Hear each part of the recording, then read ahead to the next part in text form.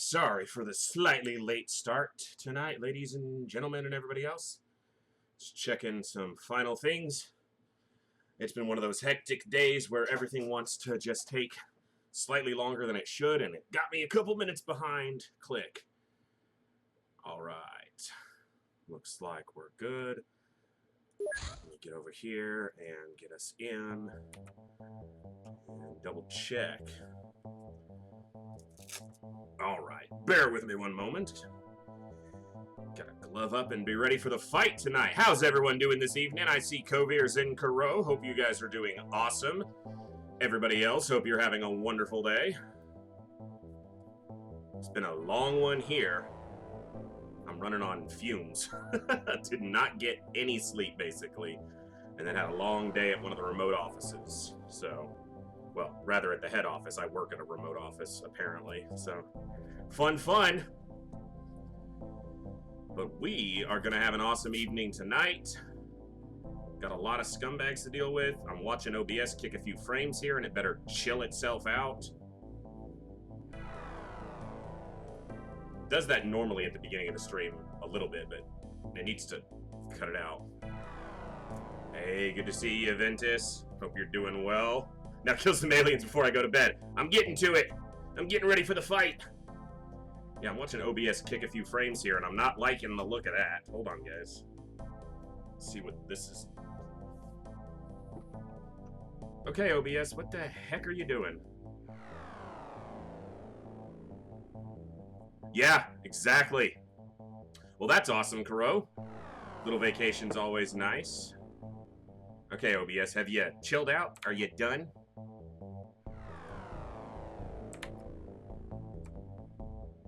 Looks stable for the moment, so we're gonna roll with it. Make sure our background here is good to go. Hey, Blizzard Wake, good to see you. I don't think you died, but don't... Actually, you might have. We had a very rough terror mission, but we only lost 4... You're right. Blizzard was one of the... We had 4 people die, or 3 people die on a terror site. It was a really tough terror site. So the fact that we only lost 4 people was actually really good. Alright, we'll get you in there. But before we get to that, good evening, good afternoon, and good morning. Whatever it is for you, wherever you are. Thank you, ladies, gentlemen, and everyone else for being here. I'm The Voice, and this is The Echo, where everybody has a voice. That means me, you, our games, our characters, our stories, our villains and heroes, our ups and downs, our successes and failures, and all things sci-fi and fantasy, especially gaming. This is a place where we can come together to enjoy those things alongside some challenging gameplay in a chill environment with an awesome growing community of amazing people. Thank you all for choosing to spend some of your time here today. We are continuing with our Superhuman Ironman Hardmode expansion XCOM UFO defense campaign. We are surely in the late game. We had a terror site yesterday against Muton Elite Guards, which involved Chrysalid Spitters and armored sectopods. But we did unlock the research for the Mighty Blaster Launcher and its bomb, so we can start fielding those against the scumbags. We're taking on ethereal supply ships pretty regularly to help our side training, so yeah, we're doing pretty well. So, thank you all, and good to see you, Monkey, and Blizzard, and Caro, and Coviers. All right, let's get into it. All right, here we are. We are loaded up. As you can see, our finances are the best they've ever been. It only took, what, a year and a half of in-game time to get there? Oh no, is my scumbag counter turned off? The program is running. I just have to select this counter so that I can make it go away. There it goes. All right, so our finances are pretty good. We got 50 additional scientists finally. It only took us forever to get to 200. It should have gone faster. Yeah, it took a long time. That last mission took forever. I eventually had to go and kill the last couple because they wouldn't come outside. Our manufacturing is going. We've got... I need to buy more engineers here, but I'm going to wait till the end of the month. So research is coming along, engineering is coming along. We've got crews full of named soldiers, and I swear OBS... I'm not sure what's going on with OBS tonight. Well, it's not necessarily OBS. It's probably the internet side. So if I'm kicking some frames or I definitely am. I can see the stream locking up. Give me just a second, guys. I'm going to try to figure out what's causing this because I rebooted everything before we start stream. I do that every night. So it's got to be on the internet side. It wants to stop us. Good to see you, Sati. Give me just a second, guys. This is only going to take a matter of a few moments. I'm going to hit the break screen real quick, and I'm going to troubleshoot one quick thing on the connection. Literally just a few seconds. Be right back.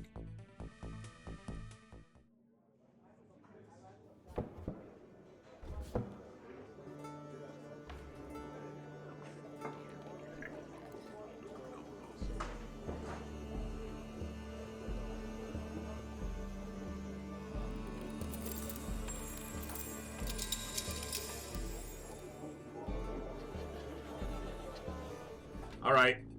Okay. Well, we're gonna see if the behavior of the stream and the internet follow to form. Wednesdays are wicked, and Thursdays is when the stream starts to act up from a technical side. But everything looks okay. So let's just hope it behaves itself. Sorry if it gets a little choppy. I will keep an eye on it. If you guys notice something I don't, like the cam freezing or something, just holler at me. Anyway. Let's not let it delay our fun. So, we need to check our craft. I probably did, Kuro. I looked at Discord a lot today, but you know what I didn't do was probably what you're reminding me of. 1 second here.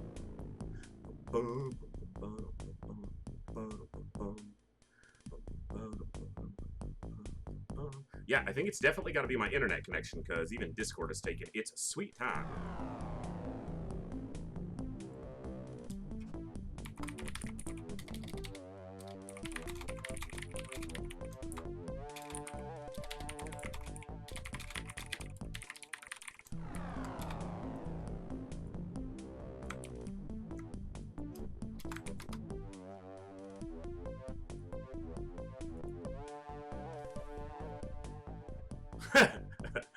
I remembered that, but I read most of what was in Discord throughout the day at the end of the day when I was getting ready. So if it was something specific, I'm sure I read it, but you might remind me. Okay, so we lost a soldier here. Either they're dead or they were wounded. Who do I have coming back off wounds quickly? Jersey's back in 5 days. That's relatively quick. We'll throw a rookie on if we have to, but we'll try to wait for Jersey to fill out this crew. I need to get Blizzard back in the fight, so let me look through my 3 craft and see where I've got the most viable naming options. Okay, they need their drones. Hopefully their people are repairing them. They are. Okay, excellent. Not the Van Leeuwens, and everyone else is named, basically. We might have to start naming those 2.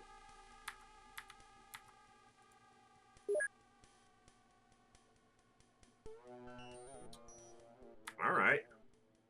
Oh, yeah, I did see that. I did see that. That's very nice. All right, I got a couple here.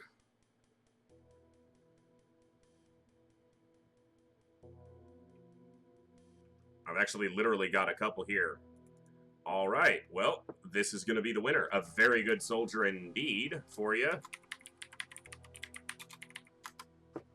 B-L-I-Z-Z-A-R-D, wait the second. Perfect. We got you back in there. We're going to get you back in the fight. That's very awesome. All right. So, looks like the craft are mostly ready to go. Looks like they probably don't have anything to repair. The drones are on board. Everyone's in armor. They're repairing theirs. I should have just seen if there was anything else first. No drones. The next goal for research is probably advanced armor. That's what we're going to head towards. But we'll see if that actually happens or not. Obviously, these days pass in kind of a crawl sometimes with how much response we're having to do to alien crafts. Okay, it's a small ship on the ground. I'm pretty sure that's a floater ship that we shot down, and this is a ethereal excavator. I should probably go after that, too. And there's an ethereal supply ship at this base, but I don't want to do a night mission against ethereals. We closed out on an ethereal supply ship last night, and they just take a while. And at night, that's just risking more than I care to for relatively you know, recovery we can get elsewhere. Where were you going? North Africa? I can deploy from here for that. UFO 5 what? 524th UFO. That's a lot. Oops, Sky Striker needs its drones on board. Boom, boom, boom. They're good on smoke. Get the drones on.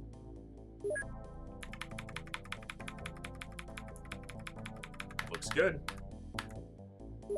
I'm gonna send them after this excavator.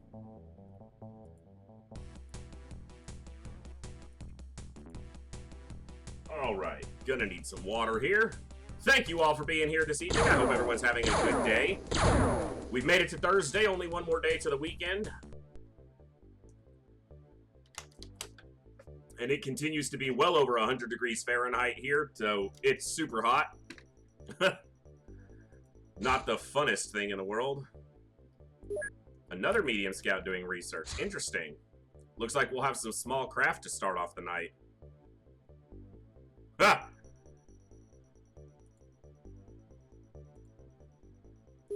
You know, that wouldn't be unbelievable, Kuro, but obviously, you know, if that were the case, they'd have fixed that by now in openxcom. But it's interesting, nonetheless. Alright, we got 2 medium scouts and an excavator on the ground. I'm gonna redirect the Sky Striker to one of the medium scouts, since they're smaller ships. And then I will, send one of the Thunders after this excavator instead. So, let's get the Sky Striker redirected to a medium scout. And then intercept with Thunder 2 needs its drones first. And it's got them. I like it. Yeah, I got there, Kuro. I fixed it, thankfully. Alright, I'm gonna wait, because I actually want to do the Sky Striker mission first. Thunder 2 to the excavator. Wow, and it still almost beat it there. That's how much faster the advanced ships are than the terrestrial ships. Alright, this is a medium scout of ethereals. We'll keep throwing plasma at them, because no reason not to.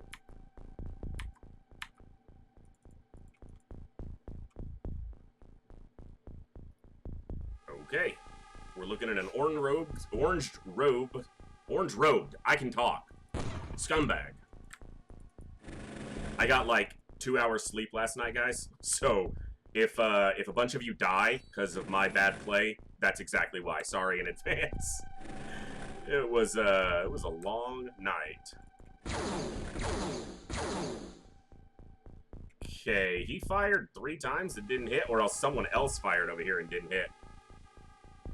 Yeah, so we did lose some gear in that terror mission, that's true. I'll have to double check the ships. That's a good call. We'll make sure we double check them. I guess it was that one that shot. Well, maybe not. Nope, I'm guessing it was that guy.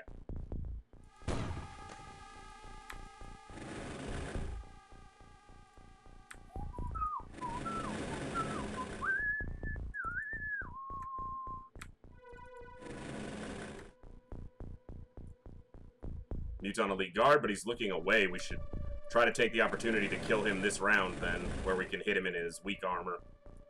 Weaker armor, I should say. It's not exactly weak. Alright, I don't want to shoot from on the ship just because it's going to make deploying everyone else take, you know, it could block a spot. Sati, first shot of the day. And the first catch of the day. Don't see any corpses, but the ship got wrecked. Sati with the double kill, plasma weapons, rock. Soft ethereals rock too. 3 shots, 3 kills. Ba-da-ba-ba-ba. I'm loving it. Alright, Bash. Bash, we were doing so good to start, and then you had to embarrass us with that. Come on, man. The power supply seems intact. Yeah, Jat, sure. It looks intact.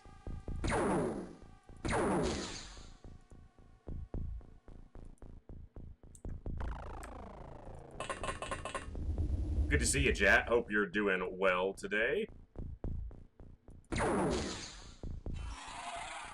That Illyrium ammo on these snipers packs a wallop, that's for sure. I don't like that smoke being thin right there, so I took care of it. Drop smoke here.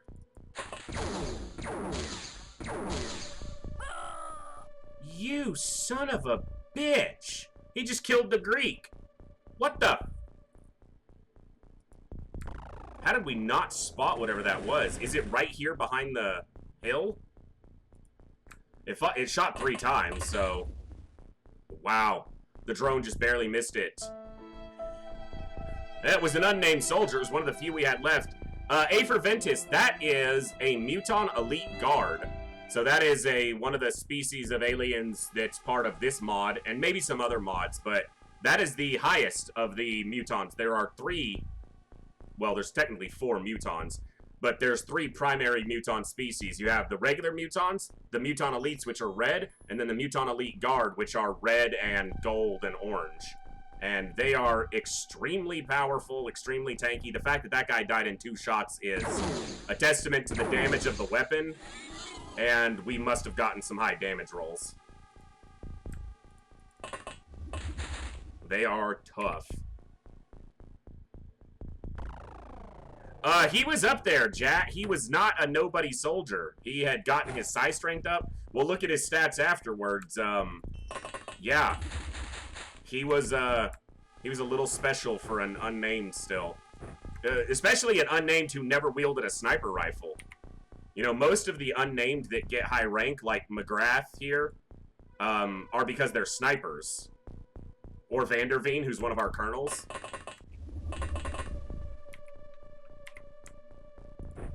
Unfortunate. Perfect. Yes, thank you, Kuro. I normally am smart enough to remember to point out, hey, this is where you can learn more about the mod we're playing. Like I said, guys, I am running on fumes today, so apologize in advance.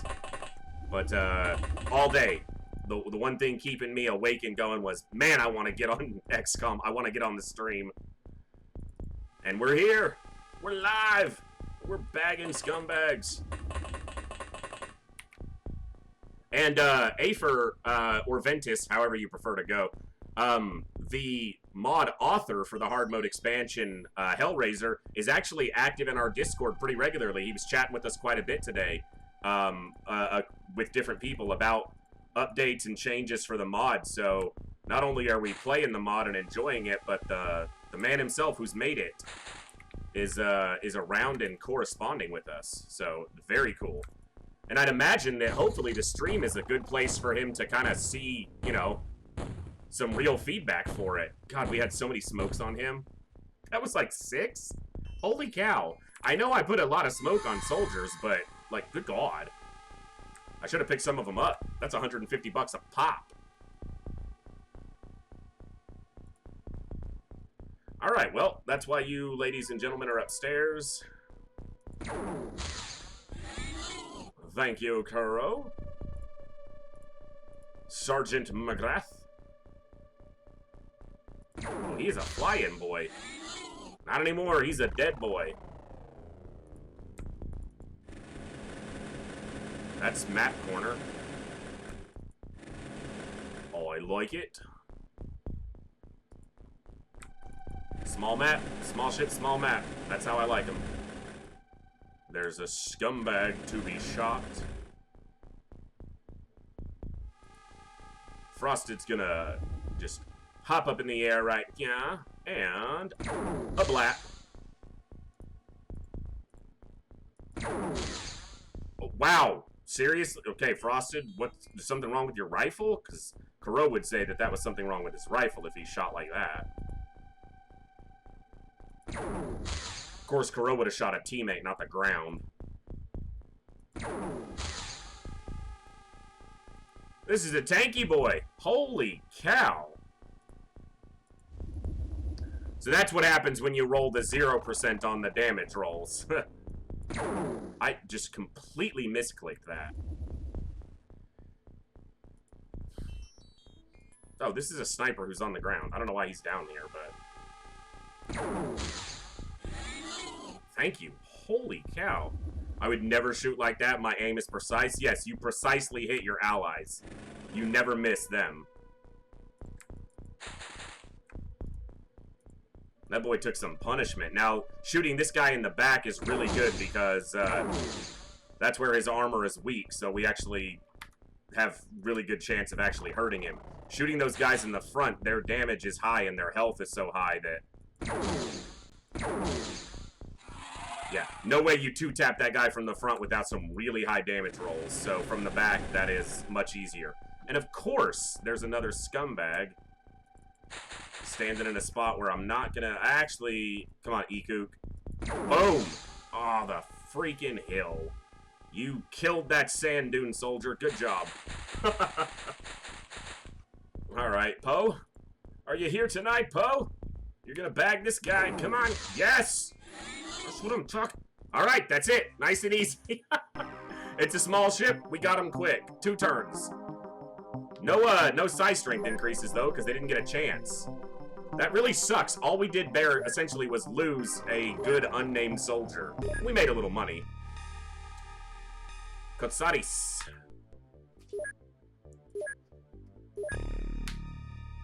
Hey, go.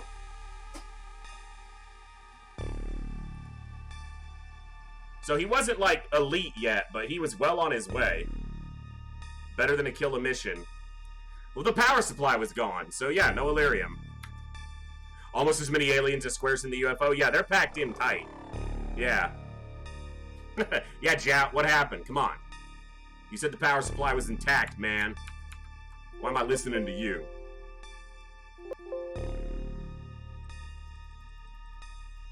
Okay. 358 lost. It's a war. That's what happens. It was one of my few unnamed soldiers that was remaining. I'm running out of slots. You guys are going to have to start cycling on and off the craft so that you all get some mission time. Alright, this is a slightly bigger small ship. This will have 15 to 17 aliens. I think we're armed with, yeah, we were armed with heavies. Because we fought some floaters.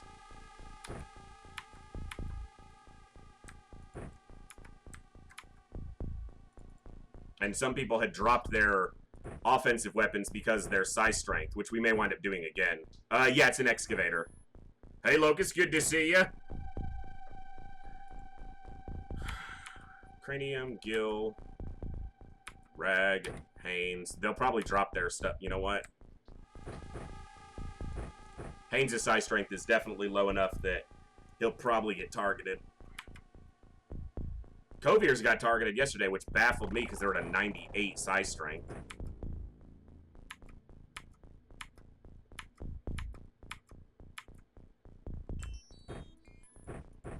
Thonum's gonna bait with a 67. Okay, there's not as many alien... Awesome map. These crashed aircraft, or whatever maps that they are super fun. Ah, oh, damn it, it did it again with that. They're supposed to be able to fire to that spot from the door, and sometimes they do, and sometimes they don't. And I don't know what causes it to decide, but... Hey, very nice, Kuro. Okay, I've had this exact map layout before, except it was an Arctic map, not a desert map. So there are a limited number of map generations within this game. I've had this exact same map on this campaign in the very early game. It was against floater excavators, and it was this exact same map layout. And in that, there were 2 aliens up here. So I'm wondering if there's going to be 2 aliens up here now. The excavator will be right here.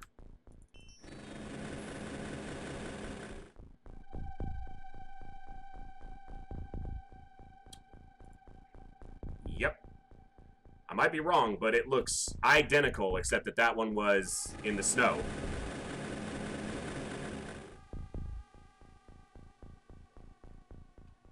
There's the ship. Huh. Very interesting. Alright.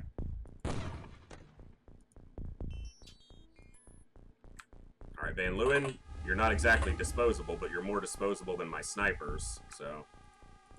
They went up first, make sure there wasn't a shot. Those are assets from TFTD. Yes, absolutely they are. You are correct, Amundo.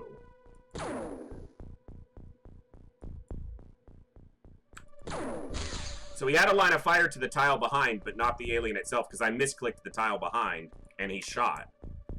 But then I had to force the shot for the tile in front of it. Odd.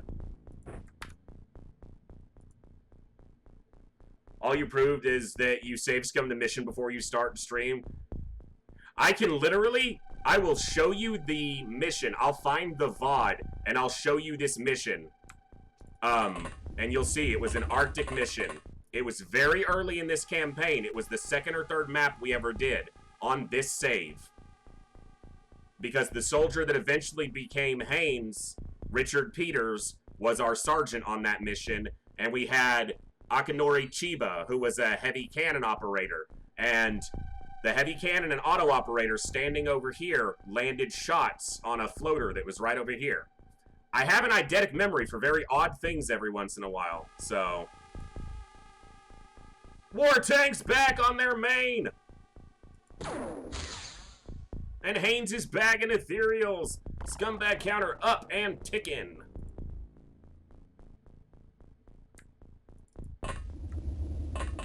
Dangerous move, because I didn't know if this was empty or not.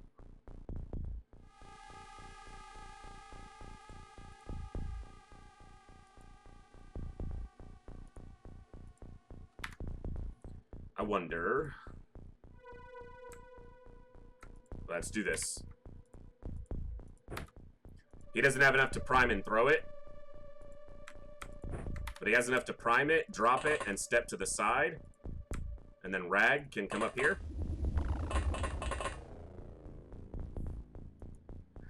Explain eidetic memory for the peanut gallery. Eidetic memory is generally misnomered as photographic memory.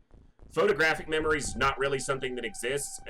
Eidetic memory is generally very good, if not exact, recall of data, numbers, written word, or conversation.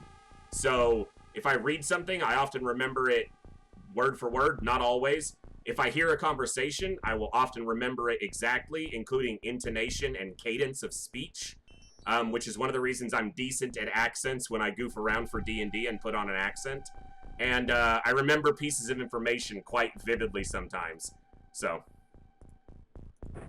yes, most unconscious die to their wounds because we do have alien bleeding on, which is not necessarily to make killing the aliens easier. It actually makes capturing them harder because they bleed out. So you have to stun them if you want to get them. Alright, that might kill him, but it might not. It is within an adjacent tile, so it damages his under armor instead of his side armor. But,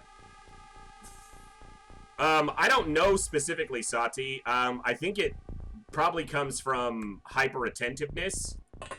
I do have, or did when I was a kid, and probably still do, have ADHD, or attention deficit hyperactive disorder. So my brain is constantly going. It never really sits still, which is why when I get going on a conversation, I talk a lot. Hence the nickname, The Voice. My friends gave me that because not only do I have a very loud and distinct voice, but I talk a lot, usually. But I spend a lot of my time alone if I'm not live with you guys, so in those instances, I don't talk at all. So it balances out. But if I watch a movie once, for example, oftentimes on the second playthrough, even if it's a week or two or a month later, I can quote the movie word for word in time with the movie, which makes it kind of hard to rewatch movies if I don't really like them a lot, because I never forget them, so... Aliens didn't die to fatal wounds if unconscious in vanilla? No, because in the vanilla game, aliens couldn't actually get bleeding wounds. So if they went unconscious, it was always because of stun damage, and they would eventually either wake up or you ended the mission. But the aliens couldn't actually bleed or take fatal wounds, which causes them to bleed in the vanilla game. I talk to myself a lot too, Rag, because I prefer to talk to the smartest person in the room, so... That's purely a joke. It's a good one, though. You know, the funny thing is, I do decent accents when I play, like, D&D and stuff like that. But I do that in the context of people who all speak like me on a day-to-day basis, meaning predominantly Americans, American English speakers. So if I did some of my accents that I do for playing D&D for some of you guys who probably actually speak with those accents, you'd probably crucify me for sounding horribly inaccurate. So I probably won't do that.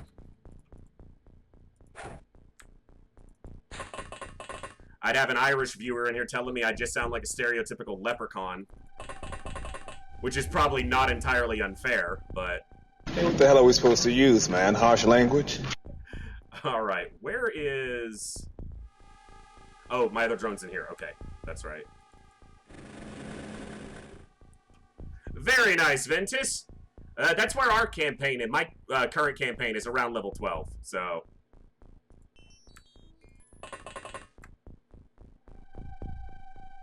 Some of the things are stupidly resistant to stun in files. That makes sense, Ragnarokia, since you fight crap like, you know, minotaurs and all that ridiculousness. Yeah, files is an interesting one. Do Scots all happily crucify you?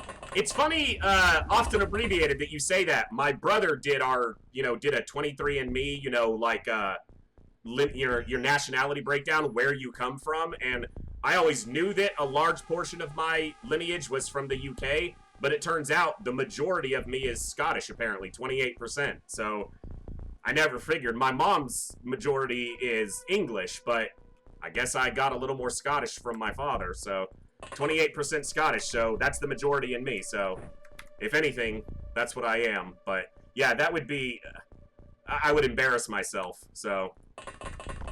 And that's another thing, is a lot of Americans, and I know I did this, and maybe it's just not Americans, I'm speaking from my experience as an American, but a lot of Americans generalize Western European accents as just being from a country, but obviously anyone who's a little more knowledgeable or from there knows that you don't just have a British accent, you have 13 or 14 distinct British dialects and accents. You have... what, 4 or 5 very distinct Scottish accents. Ireland is even more diverse. There's something like 22 very distinct regional dialects and accents within the, you know, the island of Ireland. So it's, yeah.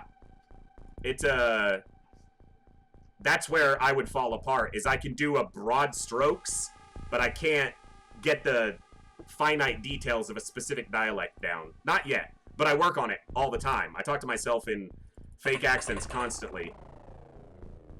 That'll be where you get your good looks. Well, thank you. Thank you on either side that that's meant. So, but,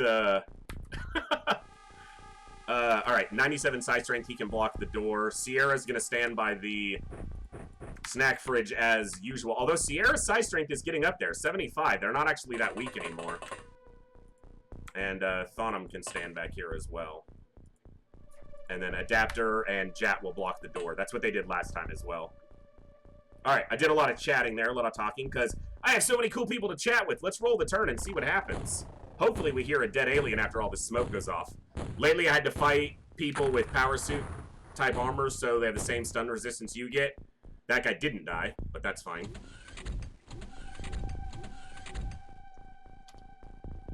Man, it's hot today. I think we hit 107 today. That's got to be like 42 degrees or in Celsius, something like that. It was hot. Like, step outside and it feels like you're opening the oven. Very toasty.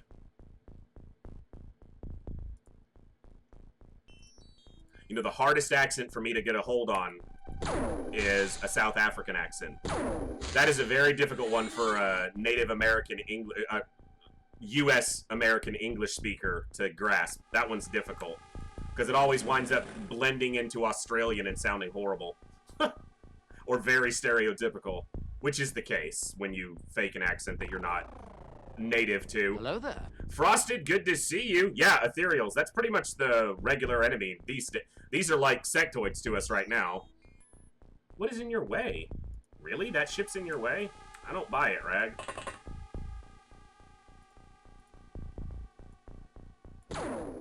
See, I told you it wasn't in your way. Done and dusted. Oh, I didn't count this guy, did I? I should have 3 down. 1, 2, and then top of the... Yeah, 3. Okay. Alright, we got another one, but we're gonna have to shoot him from the ground, I think.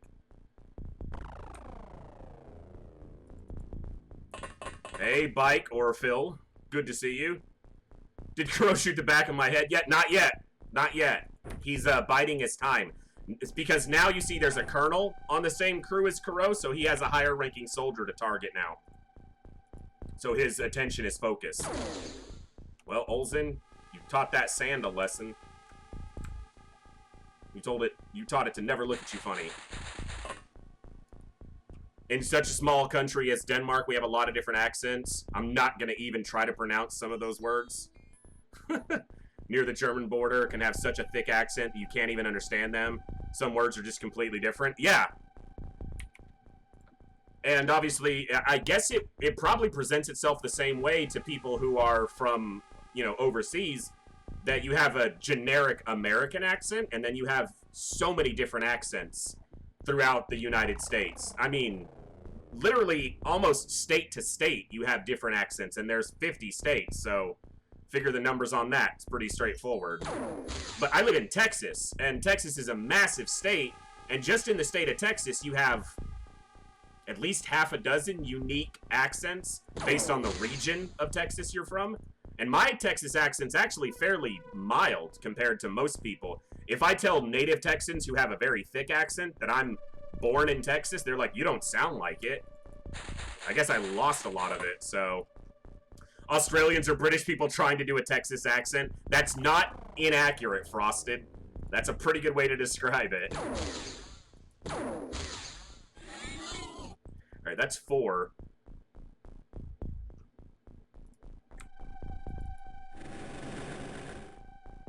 There he is.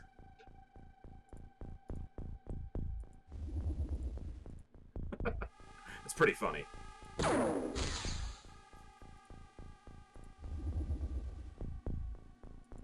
But yeah, I have a fascination with accents and dialects and, yeah.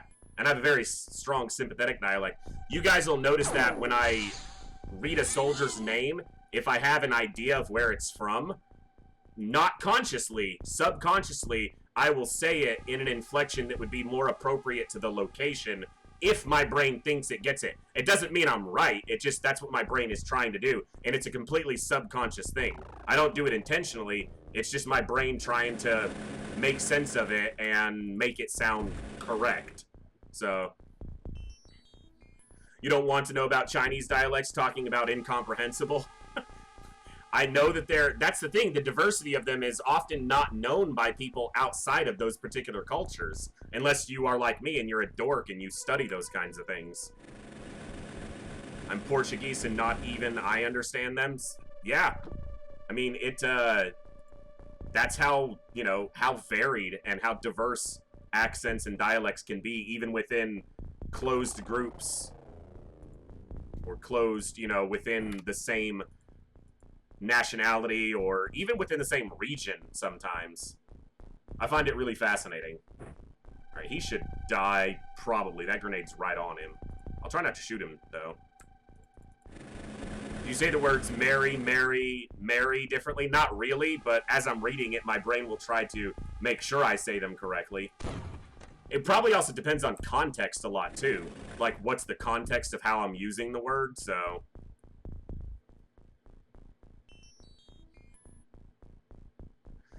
The thing is, dialect is very contested term in linguistics. That's absolutely true. Because a lot of people want to claim that dialect is regional, and others want to claim that it's based on, you know, just cultural influence. It's, who knows. There's like 13 tones.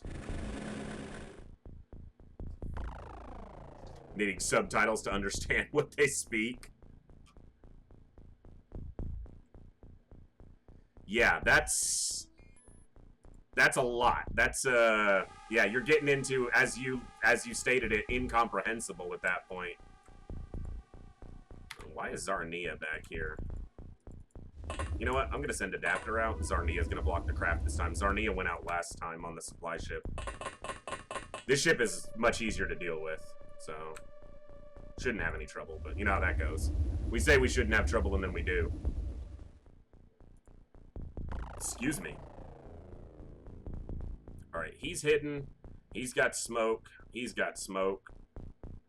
Let's see if this guy... Oh, that's another one. But he's also close to that grenade. Maybe it gets both? I doubt it. It didn't get either. That's surprising it didn't kill either.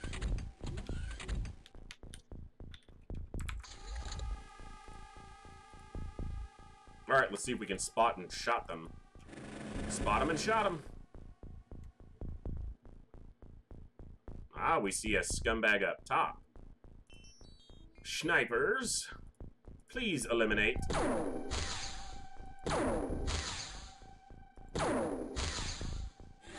Was the first shot testing it? Come on, Coviers.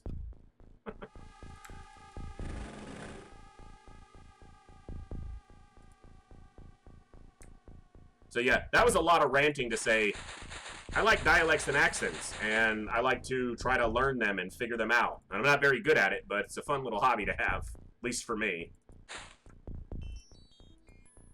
And having so many people in the stream that are from so many different areas, I'll get to embarrass myself trying so many in the future.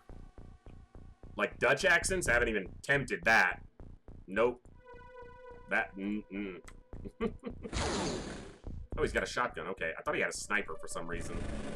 But I guess it didn't have a scope on it, so that would be the telltale sign that it's not a sniper. Thank you, Adapter, for knocking him out. Alright, where's my... Oh, he's up here. I was like, where's my other drone? That's right. He's up here. Make sure there's nothing over here. Pretty sure it was already clear, but...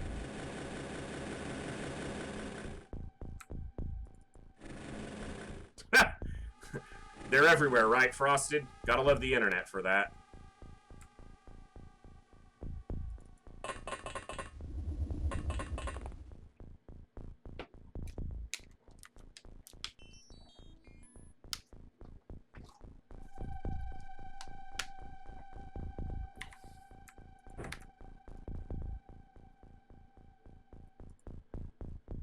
All right. I know there's another one over here. There he is.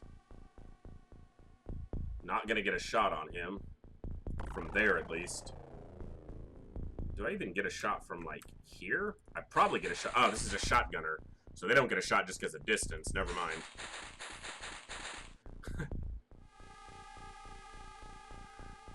Hey, Ingle. Yes, indeed. Snakes in the dunes. Yep, you gotta love them. The little, Where is one? Oh, well, obviously the little brown ones. There's also the little green ones, the green rattlers. But yeah, they're everywhere. The completely motionless snake. It stands motionless to avoid detection from predators and XCOM alike. Okay, I don't like that thing apparently has vision on me from there, so we're going to step around here, and we're going to try to get a sniper to shoot him. But I don't know if they'll have a shot. He is flying. Oof.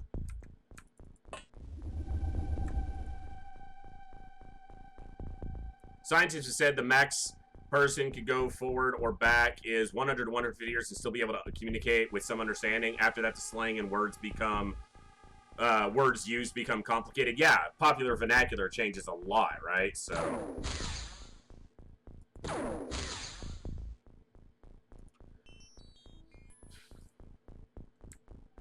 What's with the super tanky ethereals today, guys?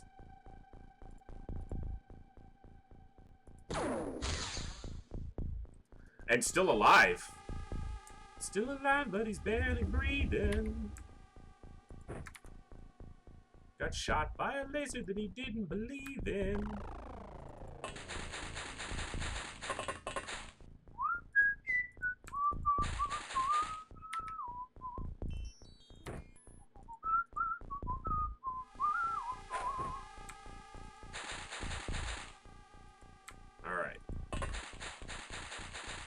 Hope everyone's doing well tonight. Man, I was just waiting all day, just Trying to stay busy at work, trying to stay on task, trying to help customers, and just thinking about streaming all day. That's all I did.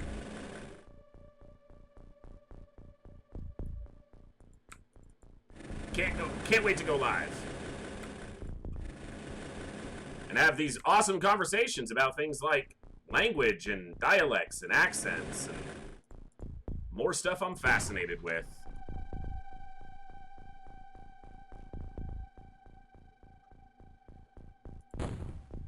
Alright, I need to open this soda. Actually, I need to grab a cold one because I got this out of the fridge when I started streaming, and it is like warm, and it's only been an hour, and it was ice cold before. That's how hot it is, even in my office here. So, I'm surprised I'm not sweating more. After this mission, I'm going to grab a nice cold beverage, because I'm going to need one. So we've killed 7. These craft can field, like, up to 18. It's pretty ridiculous how many they cram into these. But at least this ship has some floor space, so...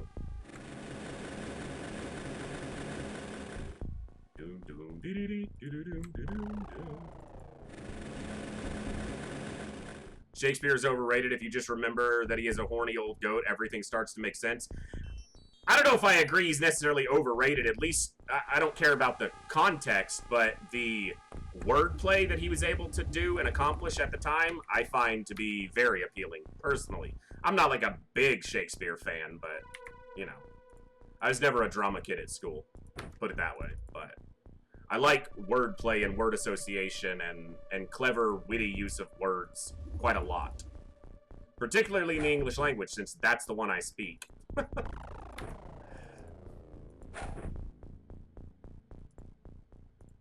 How many times? Thank you. Took 3 tries to get a grenade on that soldier's feet.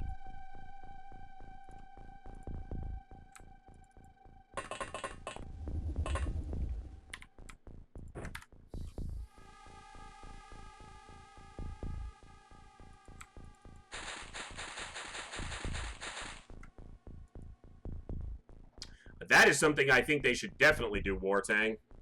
Teach ASL in schools? Absolutely.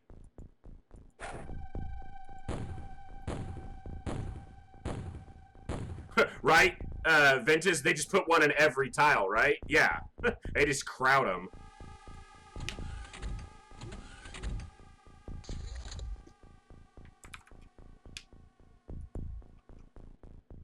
But 50 definitely. Yeah. They pack the scumbags in tight. Well, we can hit a scan and see. It only says 3. I don't believe that that's true. Yeah, I think that one in the middle is probably looking a different direction.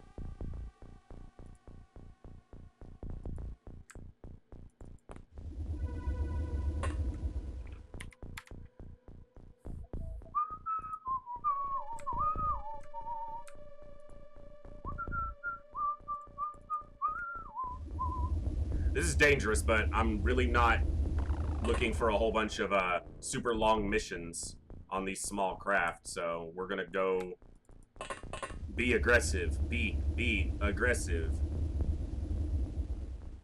B-E-A-G-G-R-E-S-S-I-V-E. I'm cheerleading for my soldiers.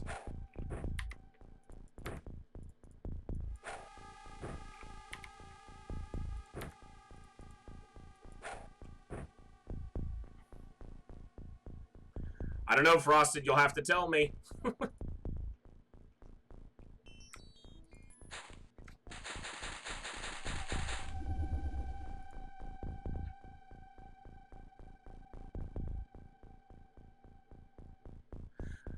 Gunder, there are a couple ships that have good flying options like that, because not only these ones where they have a, you know, a door where they can exit the top and then fly out like these ethereals do, but the Harvester has an opening to the lower area on it, at least the original Harvester does, and then the lab ship has openings off the side of it, so there's doors on the side, like right here, where they can exit directly out and be over the field without coming through a tiny door.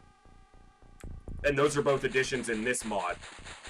So, it's pretty cool. It definitely gives some of the alien, the flying alien types some really good ways to make use of their superior mobility. You know, it's funny you say that, Kuro, because I was rewatching one of our earlier VODs yesterday, and in one of the first times that we were talking about lab ships, you were like, man, I love the lab ship. I love the way it looks. And now you're like, I hate that ship.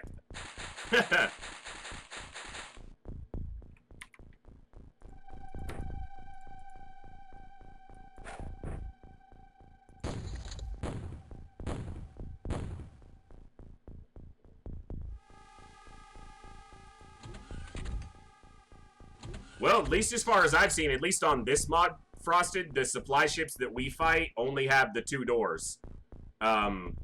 It's 2, you know, ground level exits on the supply ships, but, you know, that can vary by mod and other factors as well, so.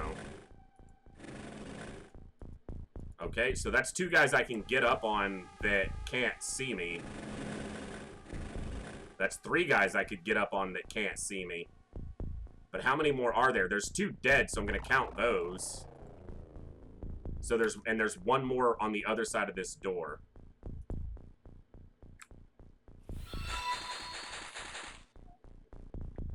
Phil with the tier 1 gifted sub to Gunder Road. That's your 2nd gifted sub to the channel. Thank you so much for that continued support of the channel. And Gunder, welcome officially to the Echo. You were gifted your voice. Welcome. Continuing to grow our community. You guys are amazing. It's a relatively decent chance that doesn't kill that alien, so that's a little dangerous, but my middle name is Danger. It's not, but my middle name does start with a D, so it's not completely inaccurate. Alright, 25, they pop the door, they have enough for a snapshot. And then I have to kill these 2 aliens with somebody else if I do that. Exactly's got a lot of time units and can actually go through the lift and shoot this guy. I need to find someone who can shoot that one to the side. So Exactly can, yes, Exactly can get there. They can go through the hole in the roof. Oh, but I have to kill this one first. Okay. I'm going to move Van Leeuwen forward 2 tiles. And then I'm going to check this movement here. 27. That's tight. Bear with me 1 second. I'm not looking at the chat. He's not exactly at the door. That's dangerous. Come on, Van Leeuwen.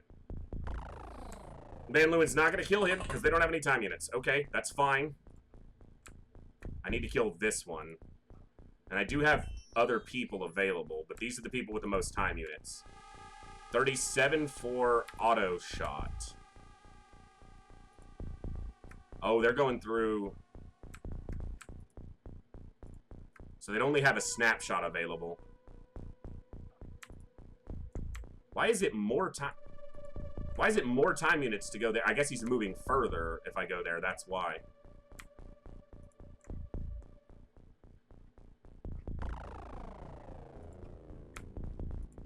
That's the ticket. Okay, that's the one right there.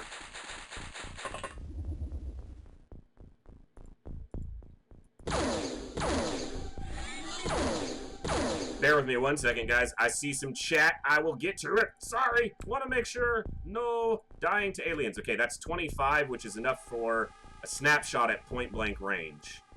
Olsen, can you do more than... So if you stand there, you can auto-shot him. All right. Come on, Olsen. No missing here.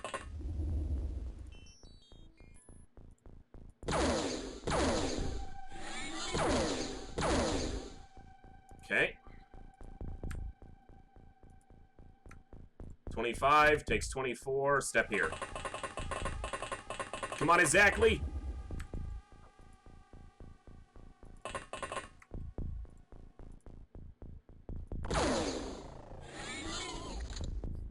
Well executed.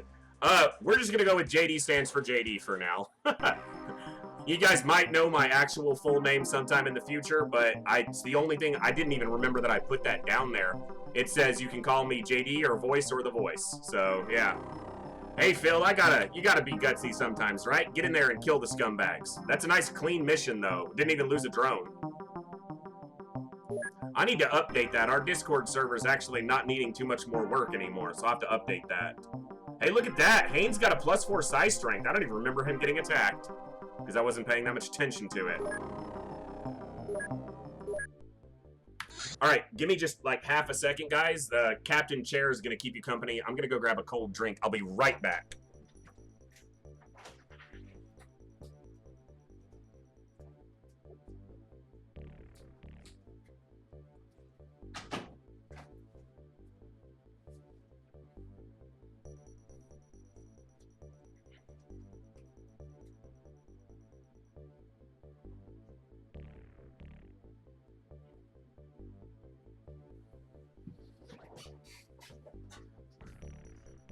Oh, I see. Sati prefers the chair.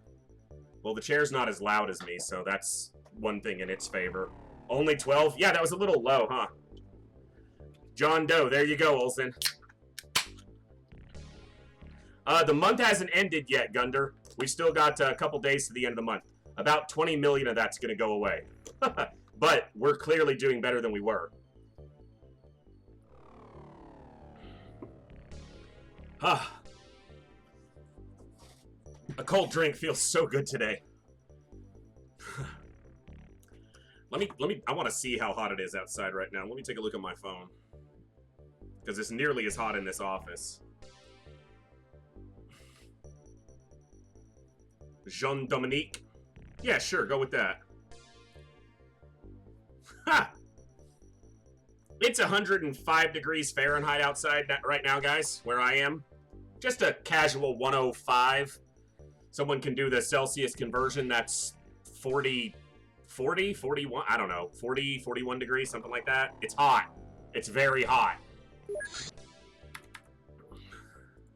All right, now we got this medium scout.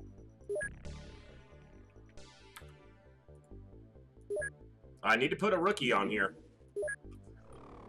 Excuse me, anyone who wants to join the fight, now's your chance. I got 3 rookies. I'm about to throw one on the ship.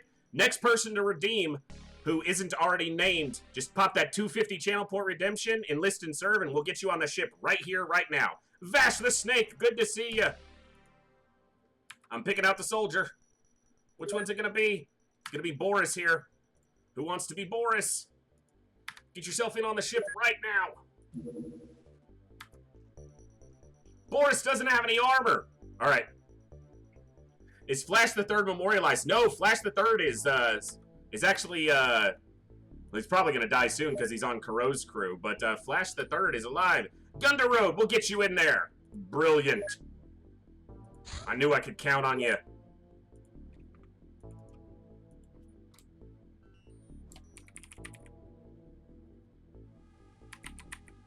Gunda Road, the first. I believe you're dead, Vash the Snake. Yeah.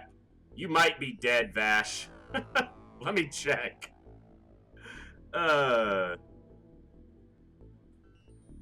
I think you died a little while ago. Making me look at the memorial again, guys. No, actually you didn't die that long ago. But Vash the Snake the 12th. What mission was that on?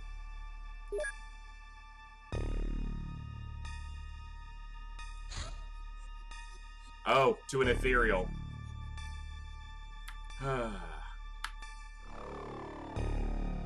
Aver Ventus, we'll get you in there. Alright, Vash the Snake. You've made it to 13. You're the first person to 13. I gotta find you someone who's gonna live. I don't have that many soldiers left to name that aren't already on a craft, at least. I'm not giving you another shotgunner, Vash. You'll just die, and I don't want that. Hey, Bianchi's back. You know what? That's a sniper. They're back from wounds.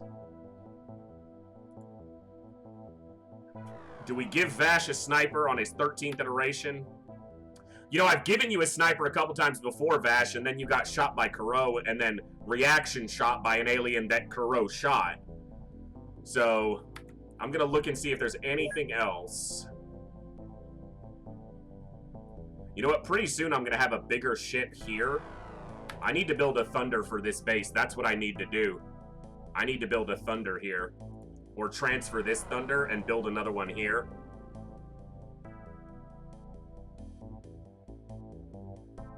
You're right. No, Kuro is actually correct. Vash Bro killed Vash in a berserk rage. And it counted as an ethereal killing him, apparently. Or no, that showed who he killed. He killed one ethereal and then got killed by Vash Bro. Yeah, Vash Bro went berserk and shot Vash and a rookie.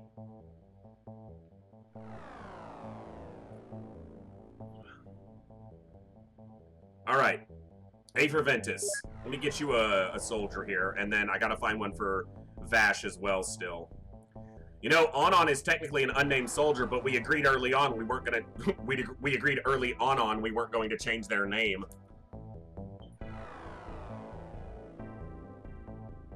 Yeah, betrayed by your brother, Vash and Bash, and he shot you clean in the side. It was nasty. Get me the fuck away from Kuro. Alright, that's what I'm doing. That's who you're getting. Samuel Bianchi, who's been a very good soldier. He was one of those that I didn't name because I knew if I named him he would die. And now it's Vash the Snake the 13th. If you die on him now, immediately after I name him after you, I'm gonna be mad and you're gonna be done. You're gonna be done. You get 13 and that's it. Alright, I gotta find one for Ventus. But again, I'm low on soldiers here. So what I'm going to do is I'm going to go to this base, and I'm going to name one of these new rookies who I know I'm going to put on. We actually had some really good rookies in this group, but I probably also have some people that I need to fire. Yeah, I didn't filter all these. Hold on. Okay, you pass for now. You're gone. Clearly, I didn't screen all of these soldiers yet. 2 size strength.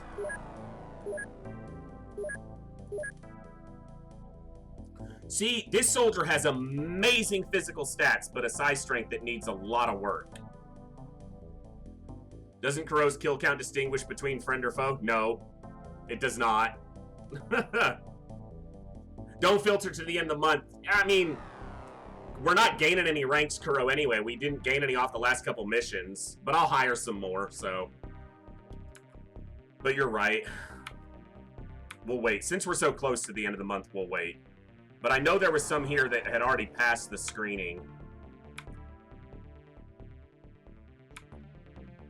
And Vanderveen gets a pass because their brother is one of our colonels. Yeah, Patrick here was a very, very good find. Romanov, not bad, a great shotgunner. Lind, another great shotgunner. Peterson's actually been on a few missions and he's done okay. Alright, I think I'm gonna do Drummond here as Afer. This is your first redemption, right, Afer? We haven't had you in on any other soldiers yet. Well, they have amazing physical stats, Frosted, so if their size strength can get built up, they're going to be an incredible soldier. Alright, what we're going to do here, guys, is we're going to send this Thunder to a mission, and then as soon as they're back, we're going to transfer them. They're on their way back, actually. Thunder 1.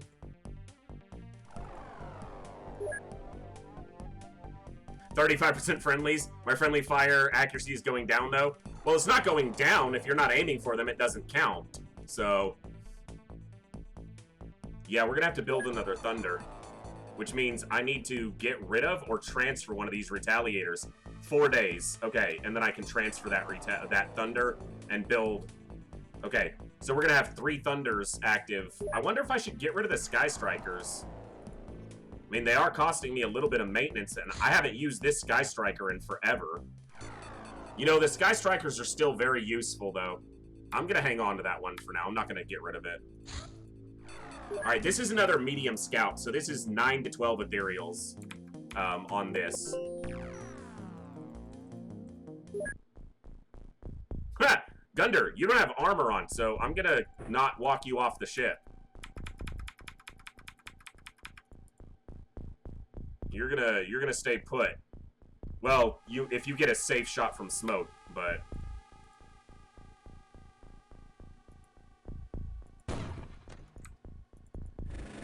oh, why caves? Come on, game. All right, at least we're in a corner. And this is ethereals, which I might have already said, but well, Kuro, the Sky Strikers, I'm probably just gonna use the Thunders. The Sky Strikers have the benefit of being great scouting ships because they can stay in the air for literally days at a time. So I think it's valuable to still hang on to the Sky Striker unless I need the hangar space, which I don't yet.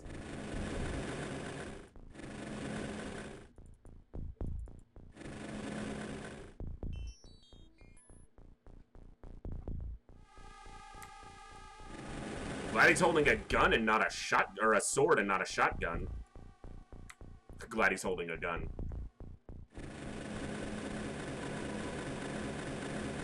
You're the bait? No, an alloy drone will survive, potentially. You won't, so... You'll die if you get looked at funny right now. Alright, that's dangerous to move up there.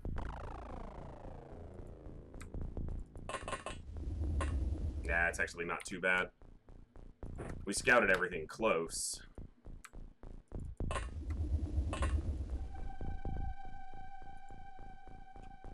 Did you fix Thonum's inventory? I don't know if I did, Kuro. He wasn't on this ship, though. He was on the one that just did its other mission.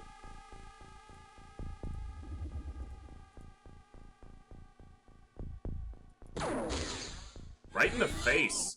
That's why they're a sniper. Oh, the Thunders are way better for combat. The Sky Striker is essentially just an upgraded Sky Ranger. It doesn't hold weapons or anything.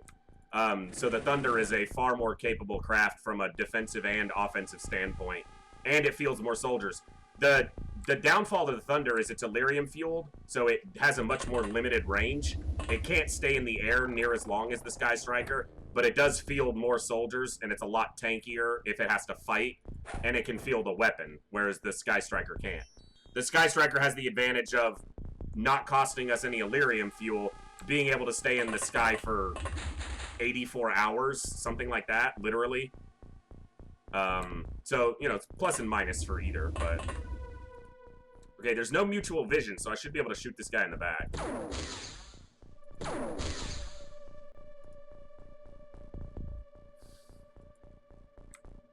Really?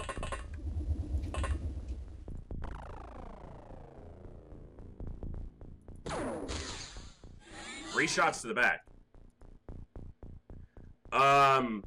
No. So, Frosted, we have the Sky Ranger, the Sky Striker, the Thunders that we're currently using, and then the Avenger. And there's no other craft between in this mod. Some of the other mods obviously introduce a lot more craft diversity, but...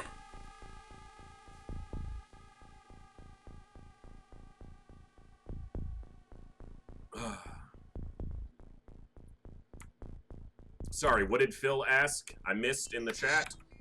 I don't like missing chat, sorry. Your stats level off of friendly fire. No. Your firing accuracy only goes up for shooting aliens. Cannot go up from shooting a friendly. Giving him sunburn in the back. Hillholm the Third! Since his second soldier died yesterday by missing a very close-range shotgun blast and embarrassing himself. It was sad. For him. It wasn't that sad for me. Yeah, Files and Egg Pirates have a lot of craft diversity. That's, you know, again, this one stays pretty close to the base game, and that's what I was looking for, so... I'm sure it'll be great to explore some of the ones in the future that have more. There's also an option in openxcom, that you can turn on called Interceptor Crew, where the regular Interceptor can field 6 soldiers, and the Firestorm can field 12 soldiers in it. So, that's, you know, an interesting option as well. So you could shoot down a small craft and recover it with just 6, you know, badass soldiers. So...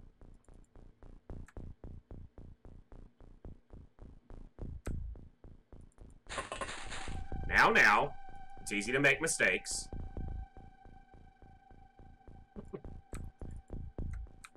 Alright, I guess I should be blocking low size strength in the craft, but I just don't care right now.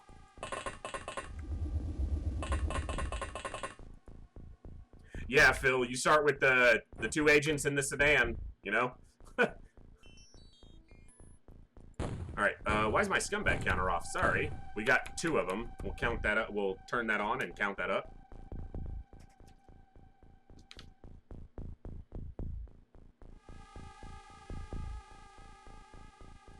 Oh, come on, Rag. You turned those pilots into badass soldiers.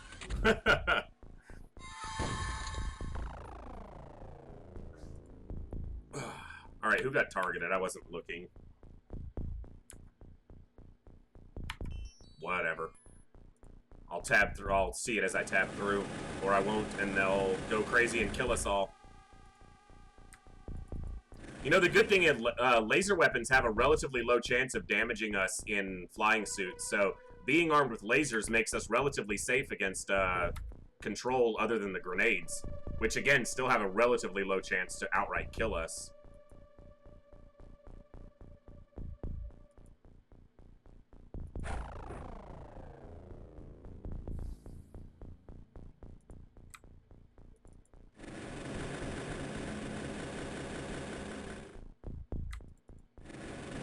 Yeah, Gunder, I've heard that a lot, and I'm just still stupid enough to, whenever I do go into XCOM files, I'll probably just... I was challenged by Hailraiser, not Hellraiser, the guy who made this mod that we're playing, but Hailraiser, another member of our community who we haven't seen in a while. I think he's been really busy. But he challenged me to go right into XCOM files on Superhuman and Ironman, and I was like, okay, if I ever get around to XCOM files, I'll do it. So... I'll probably lose a bunch right at the beginning, but I'm okay with that.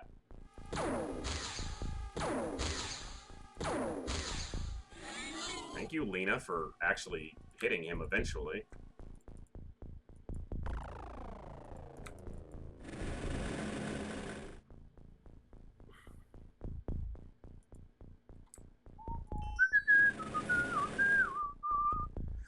You know, you're not wrong, Olsen. It's very rare that we suffer a wound from a grenade.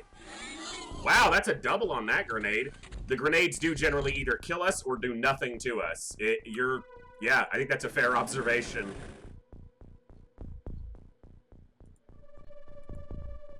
Alright, Feast Face, who just got into the fight last night. Ready for his first kill as a named soldier. Boom! And it's a beauty from across the map. All gas, no arc. Done and done. Done and dusted.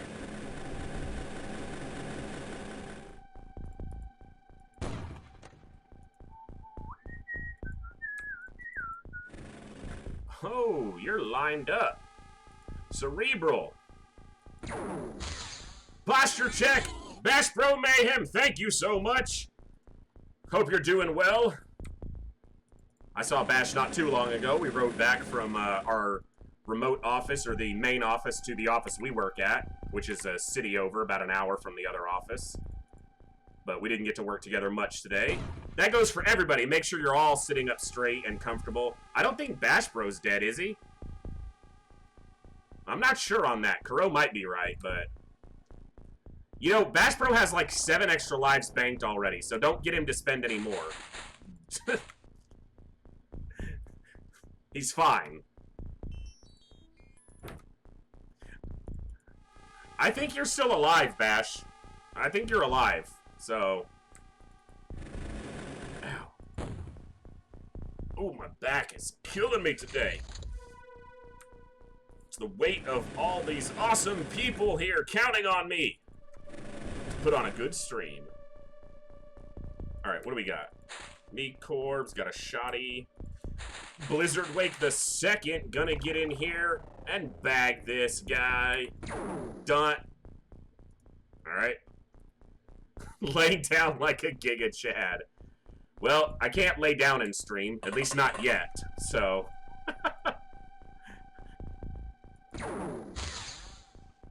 Wow, kind of done with the tankiness of these scumbags. Like, all right, headache, stop.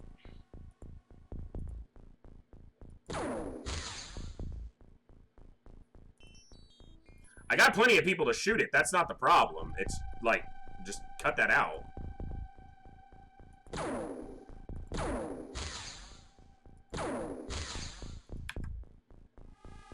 Bro, just die.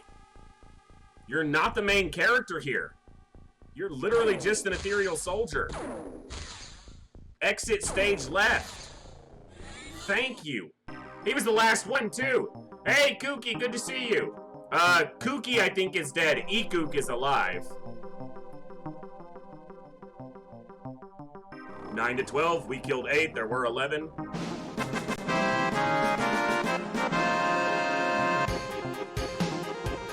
Union, good to see ya. Python's got a +3 psi strength. That's really good for a 1 psi attack on a small mission, a +3 psi strength. That's great. Kooky Mark 3, yeah, we'll get you in there. I just gotta find a soldier for you. We've got so many people named.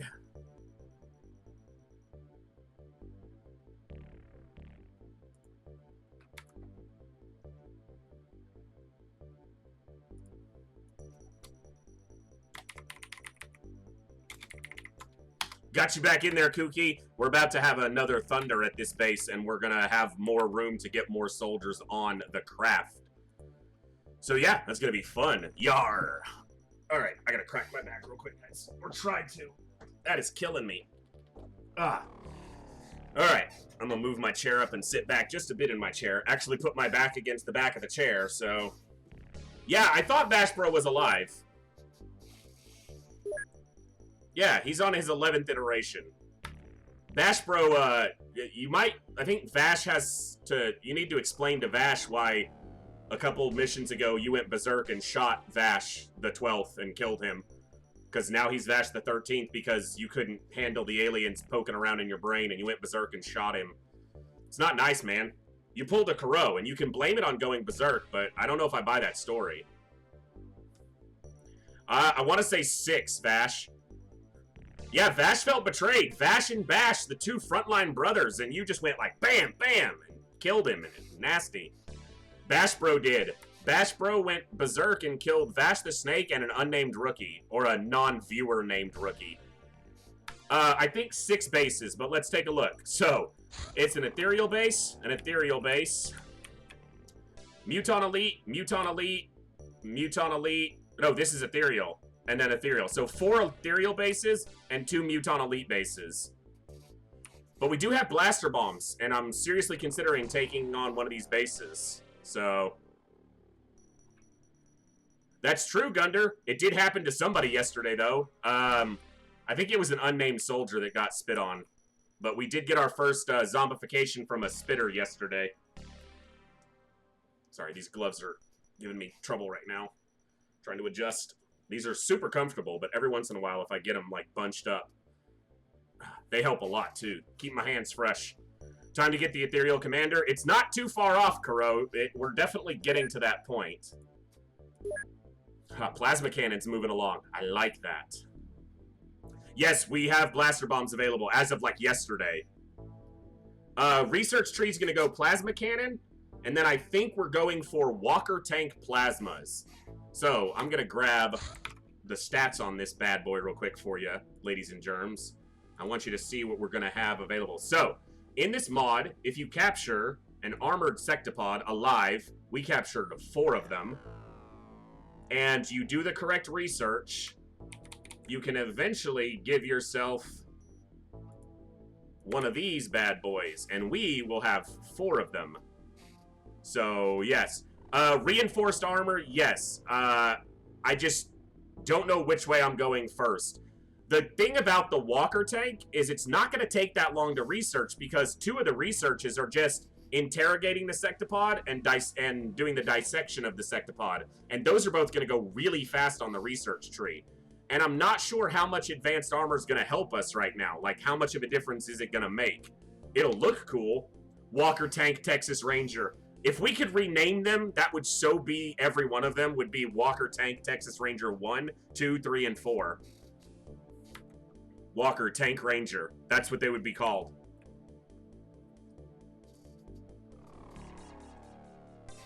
So whether we do those or advanced armor, those are the 2 next big goals.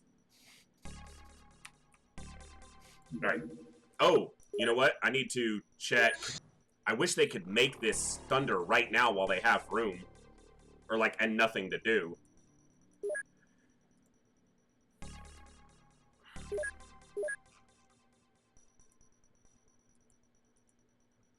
How do you interrogate a robot? Well, you plug a computer into it. You hack it, Phil. You don't really interrogate it. You hack it. You know, you break its you break its link to the ethereals and you reprogram it. You know, it's like the scene that they cut from Terminator 2 where they reprogrammed the chip in his head. Yeah, just like that, basically.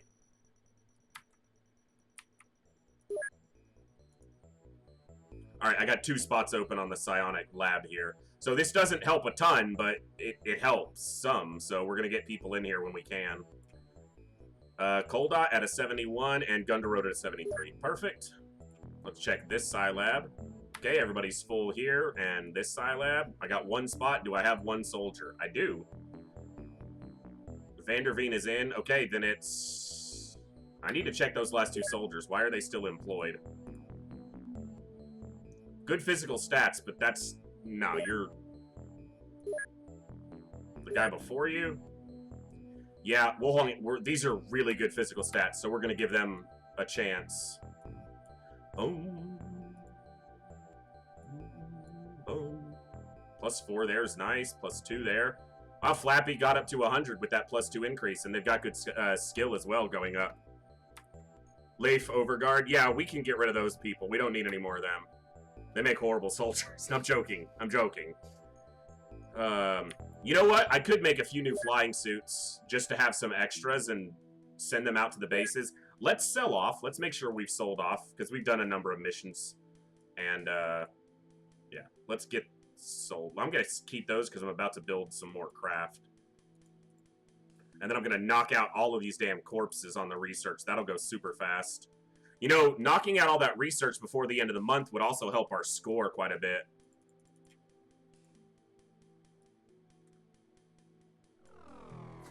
Vanderveen, definitely Dutch people. Could be. Could be. They have 2 damaged alloy drones and a damaged flying suit. Okay, let's get those repaired then. Ooh.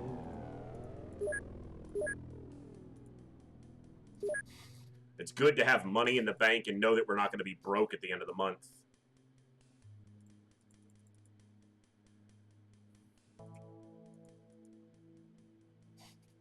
Oh, I don't know why these guys are hanging on. They don't do research here. I must have just not paid attention to that last time.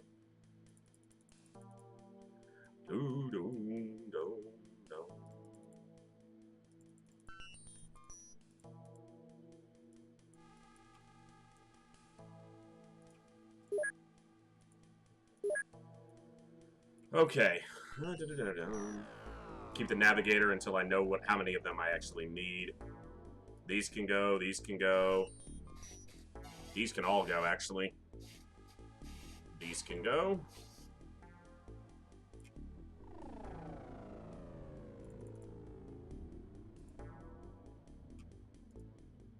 Nice. Over 35 million in the bank. That is a glorious thing to see.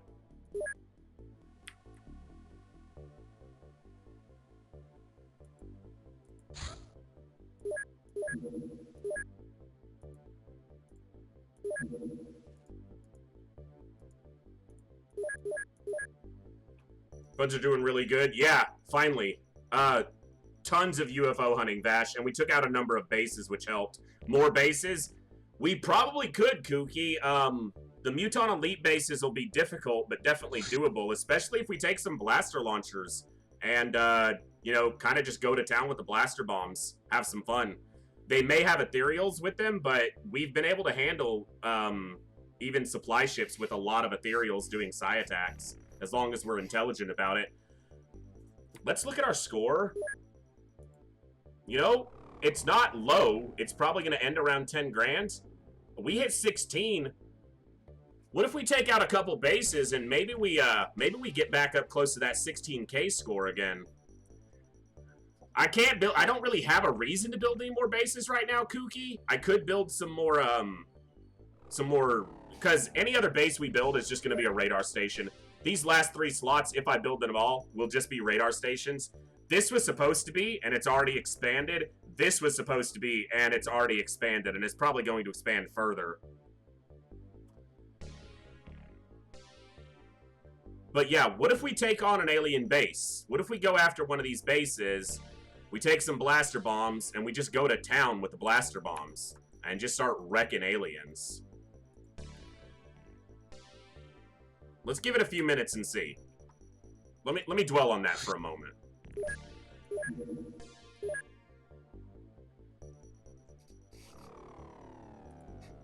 Not an ethereal base, but a Muton Elite base might be doable.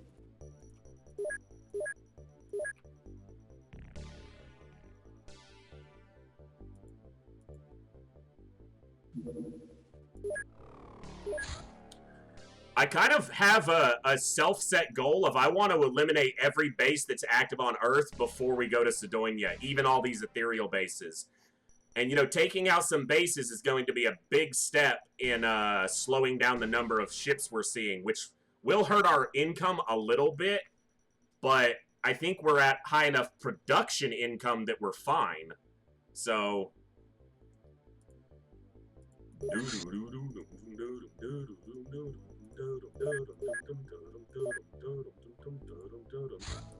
Alright. Muton Elite, Alien Terror, North Pacific. Okay, this could cause another terror mission. MeCorb, I think you're alive! Man, MeCorb, you're doing the Bash Bro where you just pop in and assume you're dead. You probably are dead, now that I've said that, but... That's not the point. That's not the... No, you're alive! You're still alive! You're banking extra lives, I guess, but I don't really do that because I can't keep track of it all. But you're alive! Thank you all for hanging out tonight. We've got a lot of awesome, amazing people in chat. If you're new here, welcome. If you're lurking, thank you as always. Lurkers are number one. If you haven't already and you're enjoying the stream, consider smacking that follow button. We've got a great growing community here. It's full of awesome people from literally all over the world, and we'd love to have you be a part of it. We are live Tuesday, Wednesday, Thursday evenings. Alternating Fridays, generally. We're not live tomorrow just because I have a real-life commitment. And then we're live Saturdays for a nice 7-hour plus stream. So, you're all special because you're members here and I love it. So, Shay Surik, Shay, she, thank you so much. You tell me how to say your name because I'll butcher it otherwise. But good to see you. Glad you're here.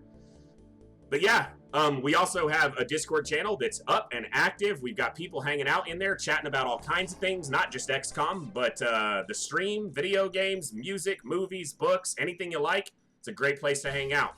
This is, all right, excellent. I'll probably just go with Rick, because it's going to be easier for me to remember, but thank you. I will, now I know. But, yeah, that's why we call it the echo around here. We like to echo those feelings of the first time you found a game and fell in love with it, the first time you lost a character that you really cared about, the first time in XCOM you missed that 99% shot and it cost you your favorite soldier and you inevitably probably reloaded. We like to echo those memories and those moments and bring them back to life alongside awesome games and awesome company. So thank you all for being a part of that. All right, I think we're going to take on a Muton base here. We're going to risk Thursday being a debacle by going after a big base. Which crew do we send? I'm not going to shift crew around because I'm not expecting psionics. If there are some psionics, it's fine. So do we send the Colonel crew, which has Colonel... You know what? I'm not sending Bib. Bib has been on every freaking base assault, and I think he's... Yeah, he's done his due there. This is the crew that's going to go. The commander's crew. Rag, Haynes, Gill, Cranium, Coviers, yeah, Sierra. This is the ship that's going. Shaslick, excellent. All right, so we are going to face. So it's Muton Elites. So we'll face Berserkers, Sectopods, and armored cyber discs. I'm debating whether I want to take any laser weapons against Sectopods. Time to wipe this out. We're going to be fine here. I'm going to take the laser autos. I'm not going to take any other laser weapons. They need more smoke grenades first.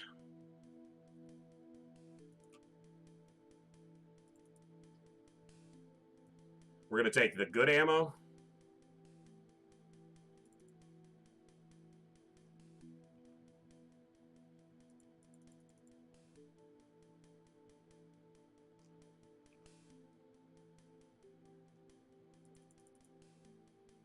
I'm not going to have more than 10 of those. I don't need anything alive.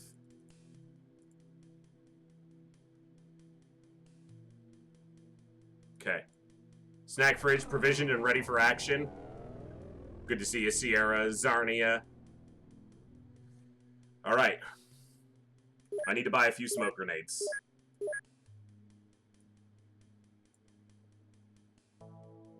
Don't tell me I'm full. I knew they were going to. I knew it. I'm gonna have to transfer some Illyrium out.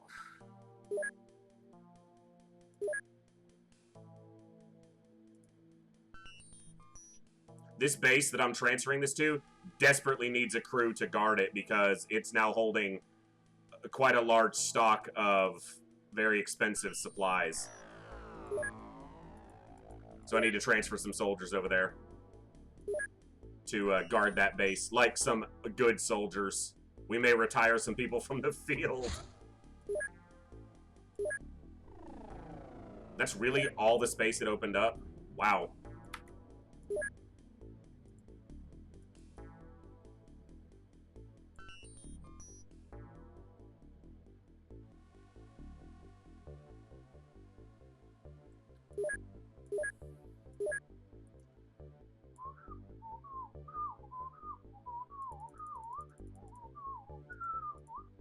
Okay.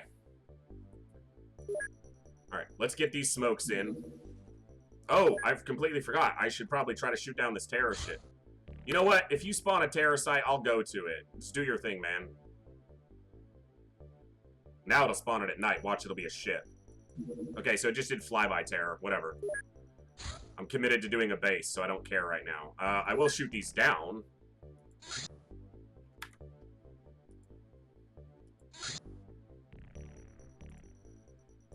Once I get the smoke grenades in, I'll make sure everyone is outfitted properly.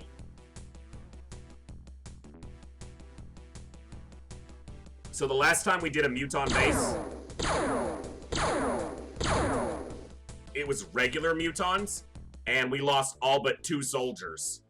Bib and Vanderveen lived through that. Johan Vanderveen are the ones who lived through that, and that was a regular Muton base. Now we're going to do a Muton Elite base. So, substantially nastier. But we are better equipped, so arguably easier.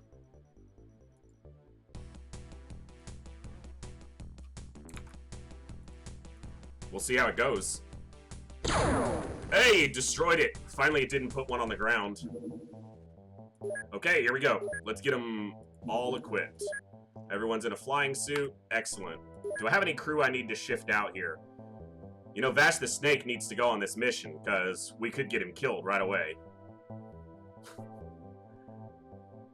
I should take the Van Leeuwens off for named soldiers if I have them.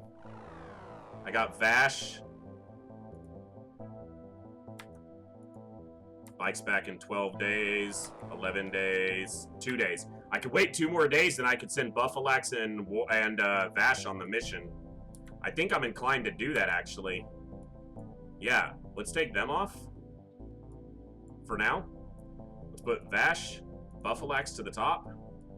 I want good soldiers on this mission. That's literally what it comes down to, is I want the best soldiers we can on this mission.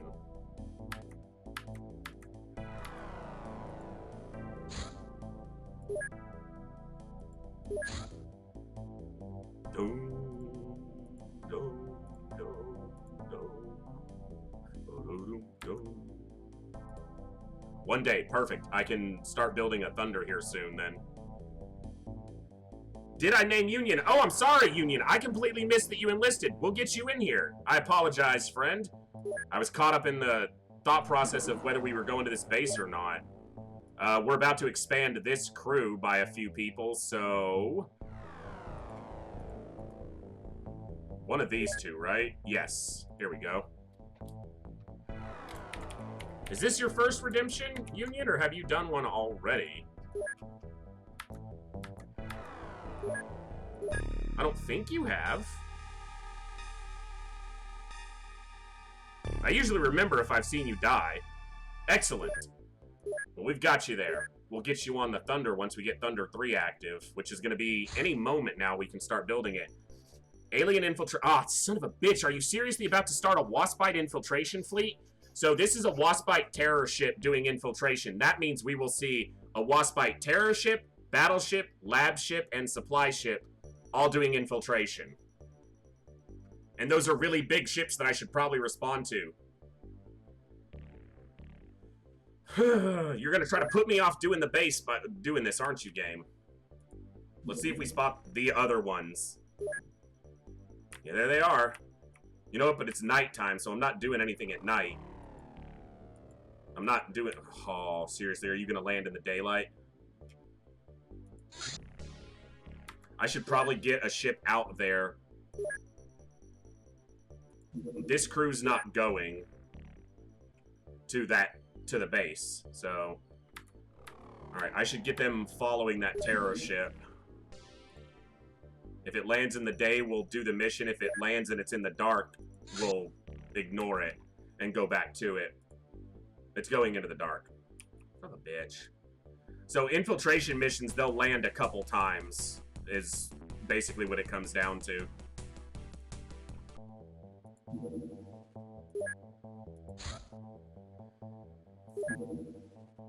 There's the Waspite lab ship, and there's the Waspite battleship. Alright, I'm gonna return this to base.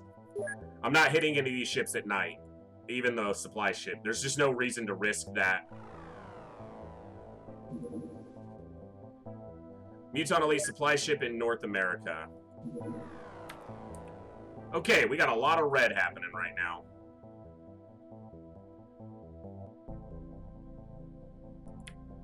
This supply ship's gonna land at this base, isn't it? That's a Muton Elite supply ship. Really shouldn't ignore that. Okay, which one landed? The battleship? The terror ship. And it landed on a city. Isfahan? Isfahan. Okay, that means the okay, so there's the first landing. They're all landing for their first time.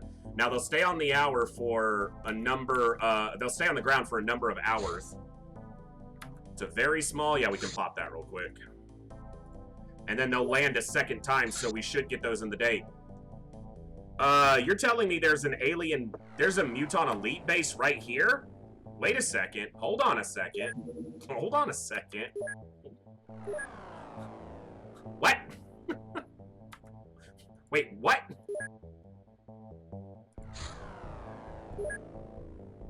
Buff isn't ready yet! He needs a day! Alright. We'll put these two back on for now. Hey, they've got the good ammo on, that's fine though. Alright, let's get them laid out. We're gonna do this supply ship, because I can't ignore a supply ship that's asking to be taken out.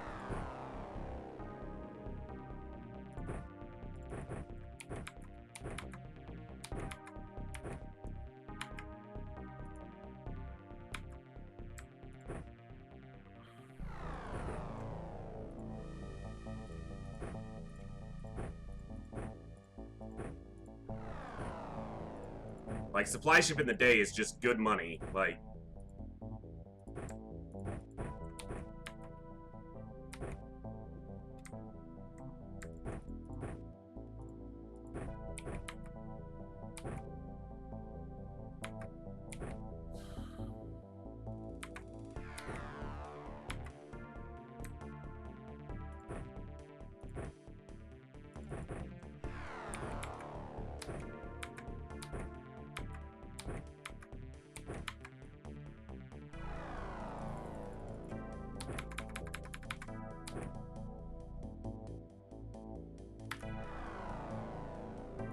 Help if I put those on.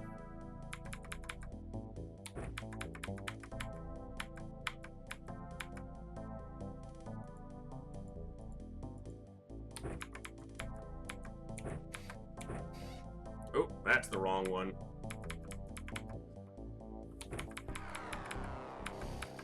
Coviers, Dictators, Auto, or Heavy, Heavy, Heavy.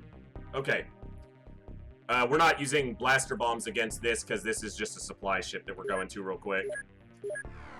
This should be straightforward. Thunder 2. And this is also going to reveal another alien base here, so... And then we gotta... Yeah. The battleship didn't land, and it says all these are landing over here, but the battleship's way the F over here. So I'm not sure what the battleship's doing.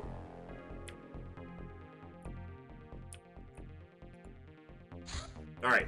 Muton Elite supply ship. Man, we got a lot of activity happening right now. Great. Freaking swamp. Essentially.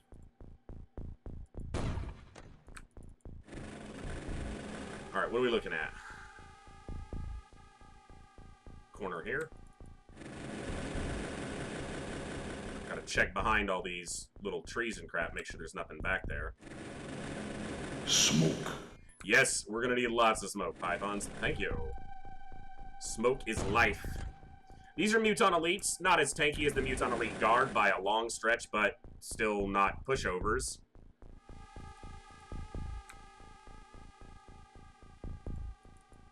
Drones are going to have some tough mobility, but flying suits will make scouting this a little bit easier. Alright, so we only see the one.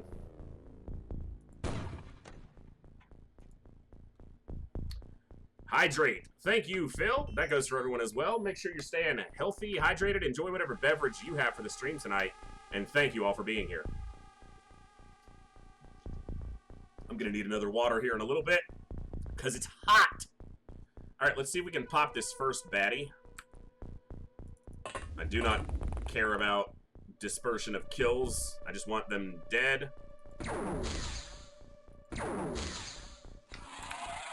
The good weapons help. Get the scumbag counter turned on and tick it up. Our count of expectation here is 21 scumbags. Somewhere right around 21. That'll be the ticket.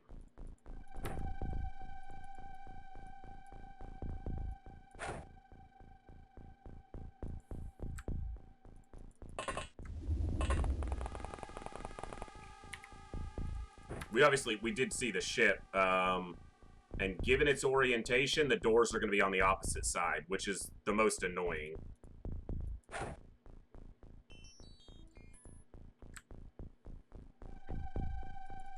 Because of course it is.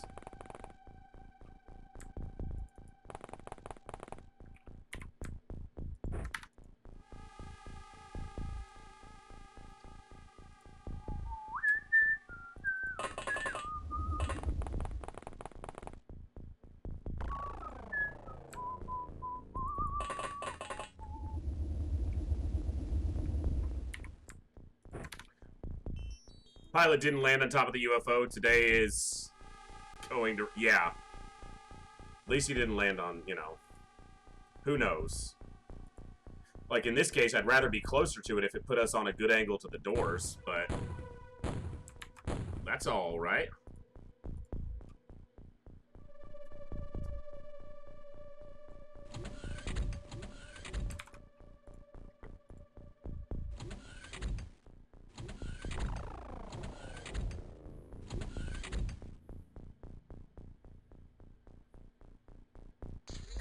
Thank you. Take your sweet time opening and closing your doors. Hey, buddy. Mr. Van Leeuwen here's got a shotgun for your troubles. Oof. Maybe it's a shotgun 'cause you're trouble.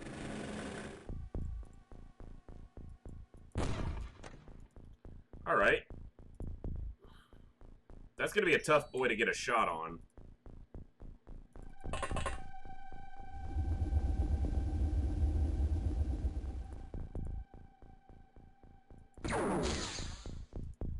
Ains did it, though.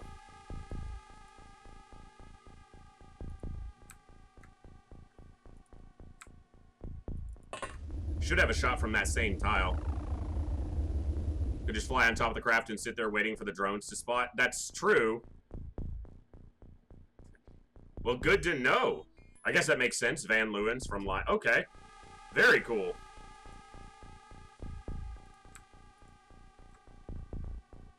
Seriously, don't have a shot from there?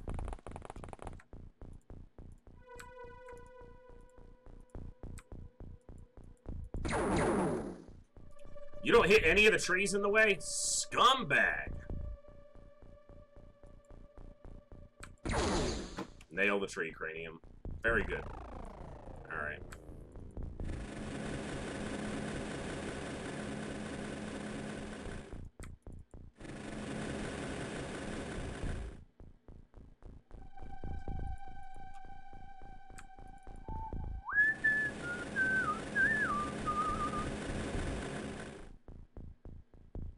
There you are.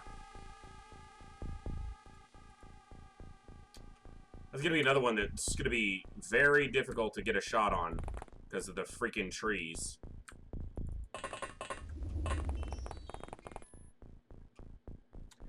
I don't know about a Mufasa, but Basara Vasileva was our first and best super soldier.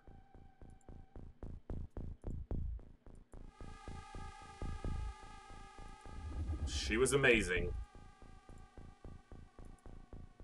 'Cause she's amazing. Just the way she was. Fucking hell. I hate these maps. Like, so much. Because these freaking trees just make it impossible to shoot anything.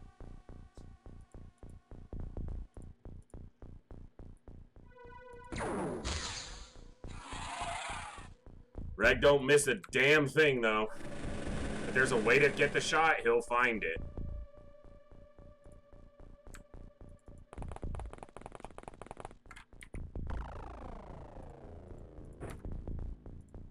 Well, I guess I find it and he takes the shot, but it works.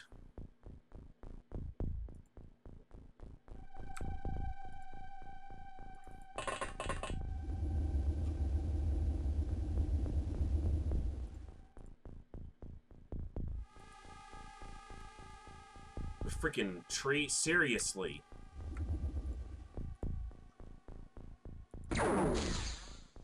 And he lived. Wow. I'm very annoyed at this map, these trees, and this layout. Just, like, give me a nice flat farm. Even with a freaking orchard, I don't care. I can deal with that, but this crap. No fun. But XCOM's not about fun. Not being a soldier in any way. Playing it is. But being a soldier in XCOM is just about, you know, dealing with it and then dying. That sounds so horrible.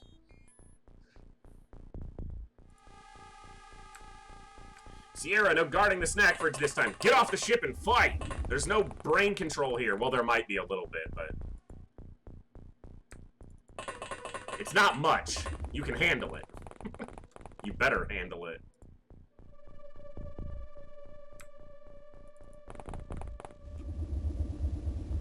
Alright, Gil. You get the last crack at this bad boy. Oh my god, what are you shooting at, Gil? Muton Elites, Olsen. So, you know, relatively innocuous enemies, actually, at this point. Just regular old Muton Elites that in the mid-game were terrifying to us. I can't even say mid-game, mid-late. Like, they were the transition from mid to late game was seeing Muton Elites. I remember the first mission we saw them on, too. It was a fighter craft on an Arctic map. And we made one of them shoot their buddy with a reaction. They pulled a Kuro and shot one of their own.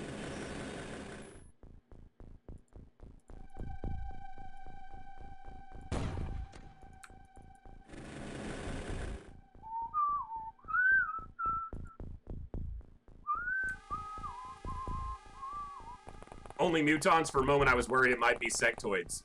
That'd probably be more dangerous.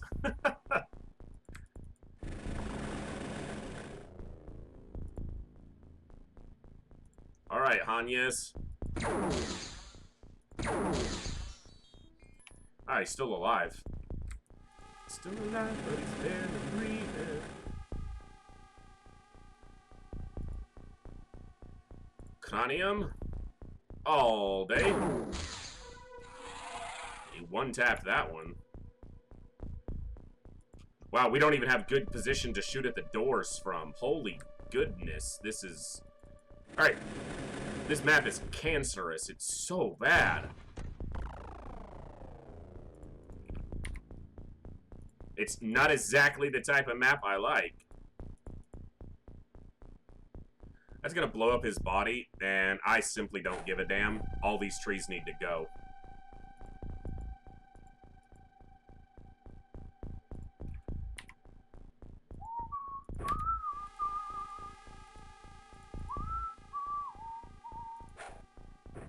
Okay. I'm gonna start clearing a firing position for our squad to shoot at the doors.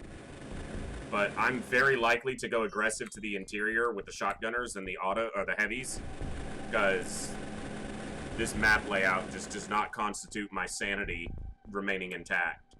If we have to sit out here and wait for 23 turns and deal with all these trees and crap. Those ethereals last night, that last mission, it was smooth. It was a smooth mission, but it took forever. Because the last ethereals are psionically capable, obviously, as all ethereals are. So they just refuse to leave the ship for the last turns. They just stay inside and keep psi attacking. Which meant we got a ton of psi strength increases, which is excellent. We definitely want that. But it took forever. That mission went like 29 turns, or maybe even more than that. It's ridiculous.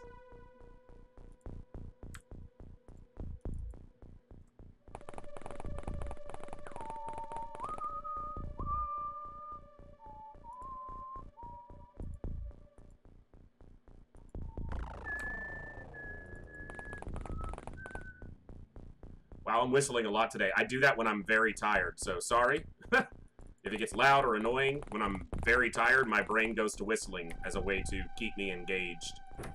And, yeah, no sleep last night made for a tired voice today. But not too tired to bag some scumbags. Always ready to do this.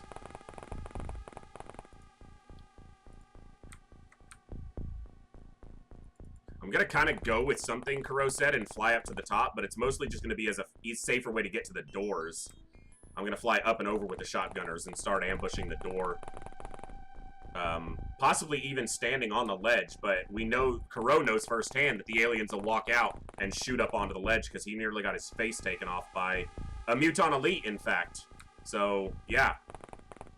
He's not on this mission, though, so he doesn't get to relive that fond memory.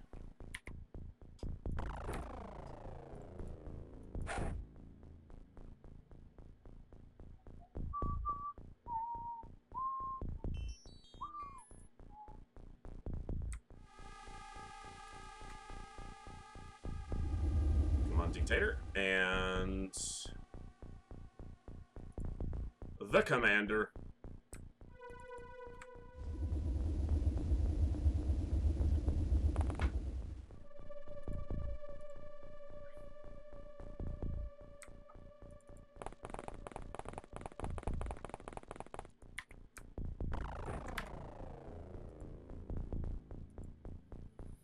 Okay, not a very eventful turn, but deployment on a map like this is uneventful sometimes.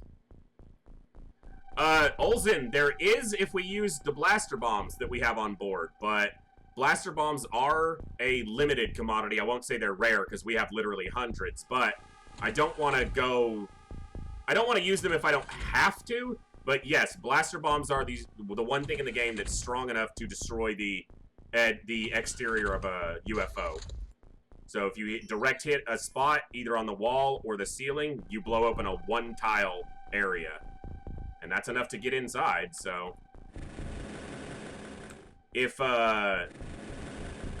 when we used to face sectoid supply ships on our regular UFO run, the tactic was that you always know that the command center is right here, and that's where the sectoid leader, who is the only psionically capable sectoid on a supply ship, is located. So the first thing we do at the beginning of the mission is you find the center, you go to the center here, you bomb that, then you bomb into the room, and you kill the leader. And they can't use psionics against you for the mission. So that's a common tactic against at least psionic aliens, but a lot of people like to do that just as a way to take out the highest ranking alien because it hurts the alien's morale early, and you can go into the ship from the top, and you know, you have the advantage of a tactical position in that case. Or a potentially tactical position. I'm gonna leave the drone closer to the door, just because those two soldiers, I don't really want them, you know, potentially getting shot. Okay, so we cleared the trees out, so we can position over here now. Alright, shotgunners. Up, up, and over.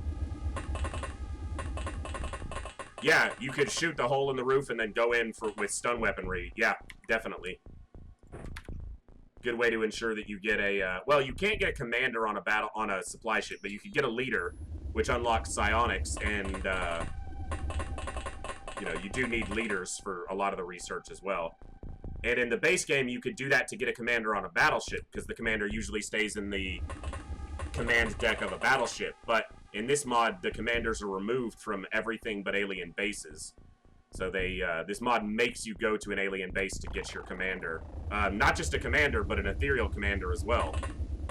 So you need a regular commander, any alien commander, and then you need an ethereal commander.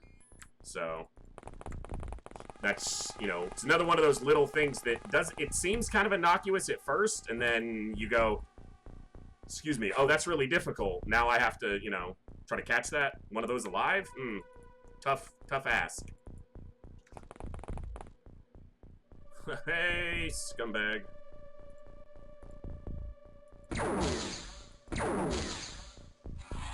Nice shot, Sarnia. I like it. Man, look at that guy, like, full-on just corner camping. This ain't Total War Warhammer. Oh, wow. Dictator blew his leg off. Dictator full-on hit him in the knee and took it off.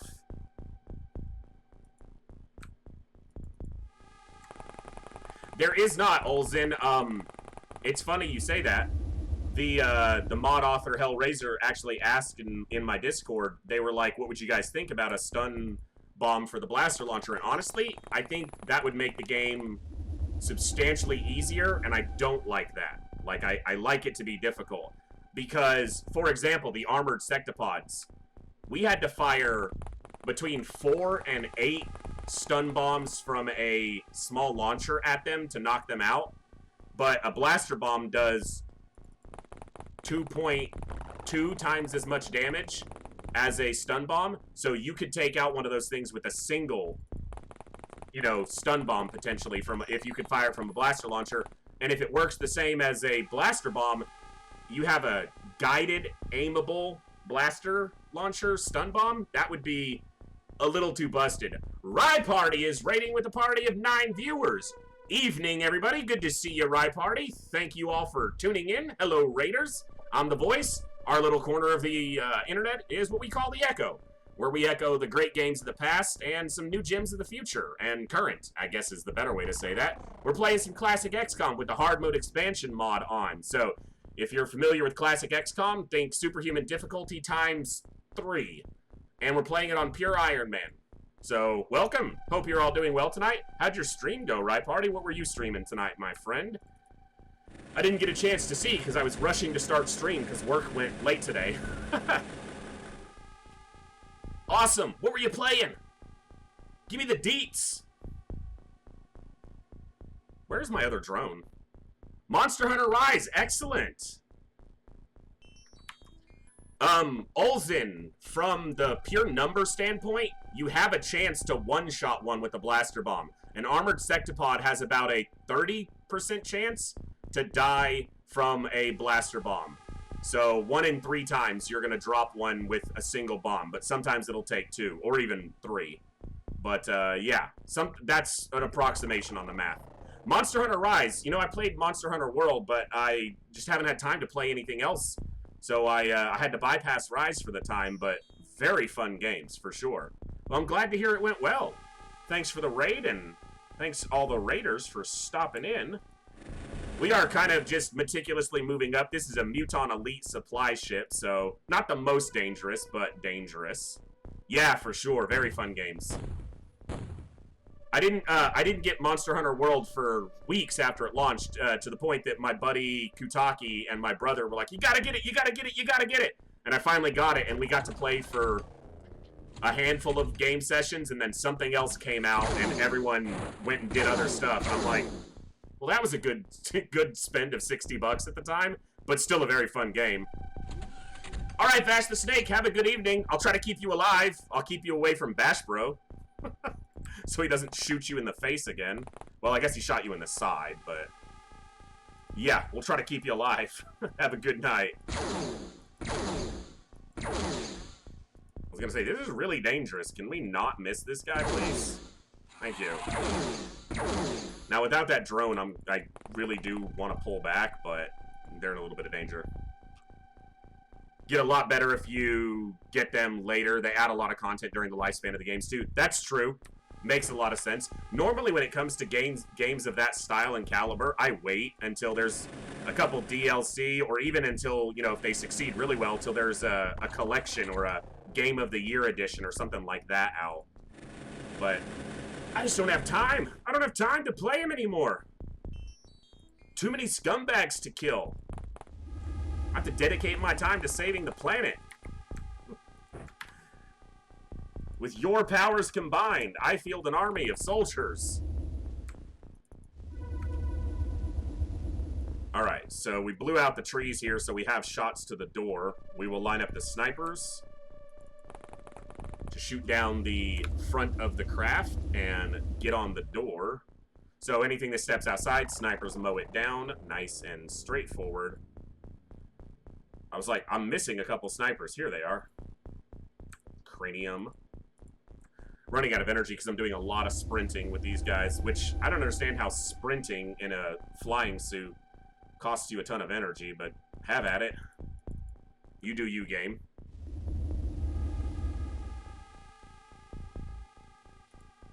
Sarnia.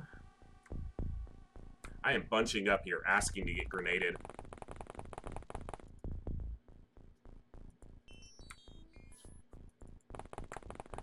We got grenaded a couple times on that terror mission last night. The first grenade killed one soldier outright and didn't even damage anybody else. And the second one did pretty much the same thing.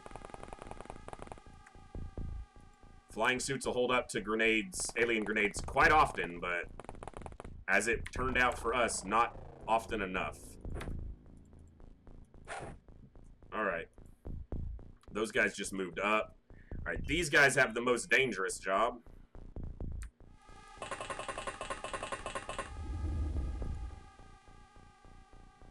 Yeah, maybe it's something like a battery or it is a representation of the time, you know, because the drones use energy as well. And on sand maps, the drones can run out of energy because moving through the sand takes more stamina.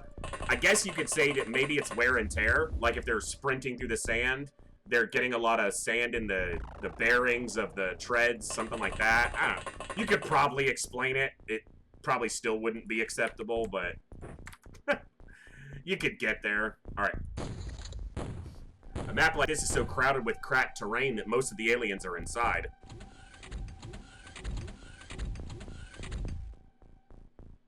Yeah, I mean, if you sprint on sand, your guys go tired fast, which makes sense. Any of you, you know, anyone who's ever sprinted in soft sand, yeah, you're not going to get too far. Not without being exhausted. Okay, so this is why these shotgunners are up here, but they can't come down because they'll be in his peripheral. So I'm going to shoot this guy with these people.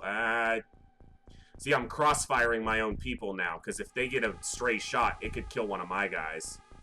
Alright, so I'm going to try to do this with a shotgunner.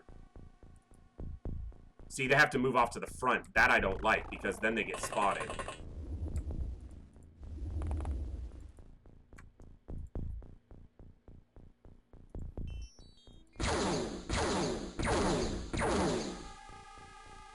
That's annoying. Oh, and they can't go into the air because they're under the overhang now. Alright, well, I'm just going to shoot this guy in the back then. Don't want to lose the soldier, but they're in very big danger now. Someone should come with a durability research for tanks. Yeah. You okay there, Frosted? Did your cat attack your keyboard or something? Are you alright, bud? I'm a little bit genuinely concerned.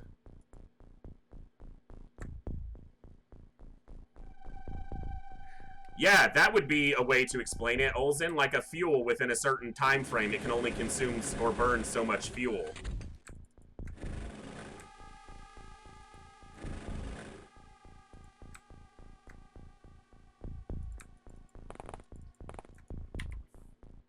Yeah, I don't know if Frosted's cat went across his keyboard or if he passed out and smashed his face into it. Tell me you're alright, Frosted. It's a freaking tree in front of them. Okay, I was like, what's stopping them? I blew out the bottom of the tree, but because physics don't exist, the top of the tree is still floating there. I really wish someone in the modern mods could get that kind of stuff fixed. It's gotta be a way to do it. Even within this game's old engine, that's gotta be possible.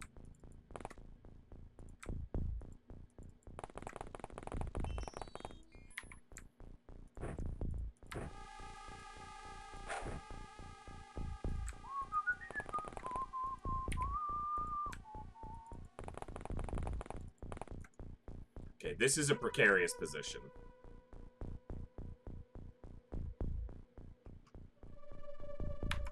I have another drone. I cannot remember. There it was. I was about to say I can't remember where it is, but I just saw it. I thought I saw it anyway. I guess I didn't. I did see it. There he is. Wow, it can almost get there to block the door. It's literally one unit off of being able to get here and block this door.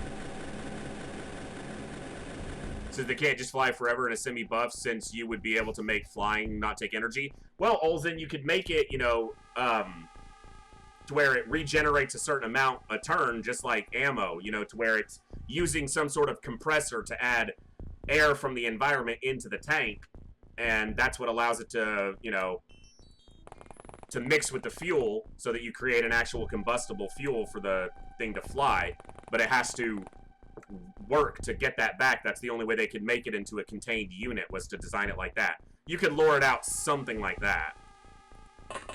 I think you could. You could probably manage. Okay, so given that that door's likely to open, I'm gonna get my 2 high reaction shotgunners to look at this door. That exists in Apocalypse, so it's automatically a superior game. Apocalypse is not superior to any other XCOM in almost any way, and that's a hill I'll die on. Not even close.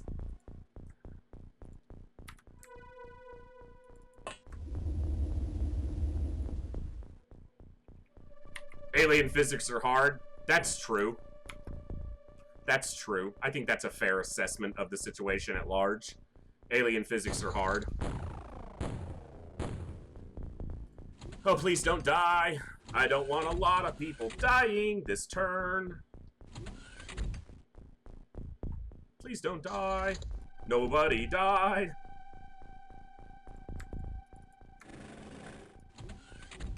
Hey, you got a reaction fire? Hello? Thank you. You want to do that again? I don't even care if you kill the drone. Come on. Take your best shot. Hit me with your best shot. You don't want to do it? Alright. You had your chance. Exactly's going to murk you now. Thank you. I love the vision they had in making Apocalypse. It's such a shame it fell so hard, so short of that. It's such a clunky. It is really clunky. Yeah, that's a good way to describe it too. Clunky. Just feels odd. There's not a lot of good mods for Apocalypse yet because they're still kind of working on Open Apocalypse or Open APOC, which will be an open source version like openxcom is. And once that comes along, they'll be able to do a lot more modding. So that's the big thing we're waiting for. I'll give Apocalypse a try at that point. Again, it's not like I've never tried it. I don't have any interest in it right now.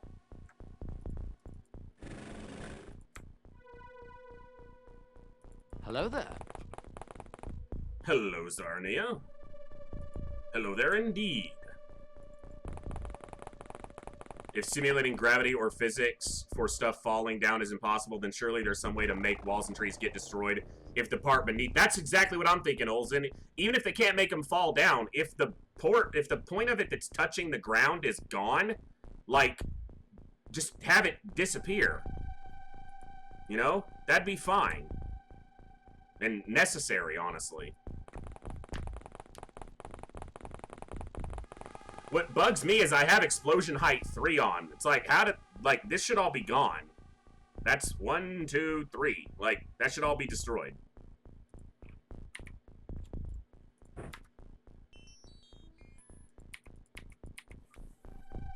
Alright, we've only killed 6 aliens. There's quite a few left, most likely, but I'm gonna be aggressive on this mission. We may go inside, we may just aggressively stand outside their door and knock on their door constantly. Be like, do you guys want to buy Girl Scout cookies? We've got Girl Scout cookies for sale out here.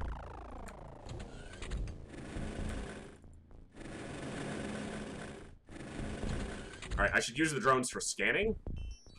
Upstairs, but these are probably on the lift, right? Ooh, wow, interesting. Not. Ding!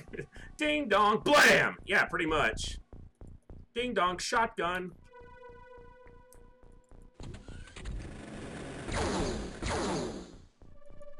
That's rude. Are you done?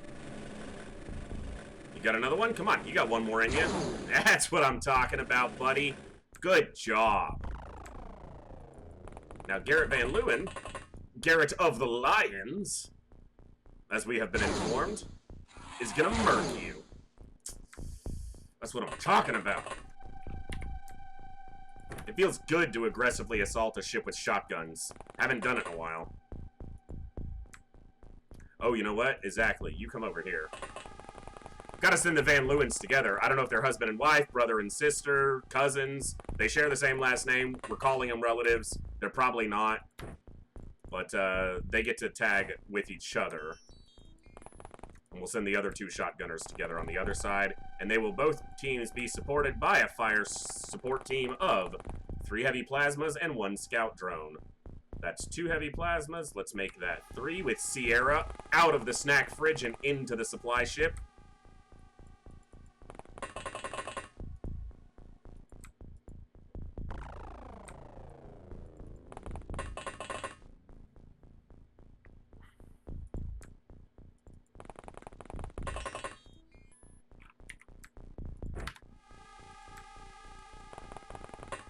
No, I'm sending 6 soldiers in.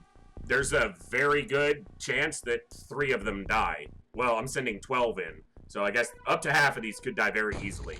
Assaulting these ships in this mod is not easy, but if I do it before turn 14, the aliens don't have preemptive knowledge of our location. They don't remember, they don't get told our location and then remember it. They have to actually see us. So, and as we've witnessed, the drones can be quite good at drawing reaction fire. Is it right on the lift? Okay. Are you gonna shoot at me? And often living through the reaction fire is the better part. Not just drawing it, but surviving the shot. So, the answer to violence is ultra-violence. It's an interesting way to look. Hey, hey, hey. That's rude, okay? I wish I could get the guy above you to try to reaction fire and shoot you in the head. Alright, you had your chance. You didn't kill me.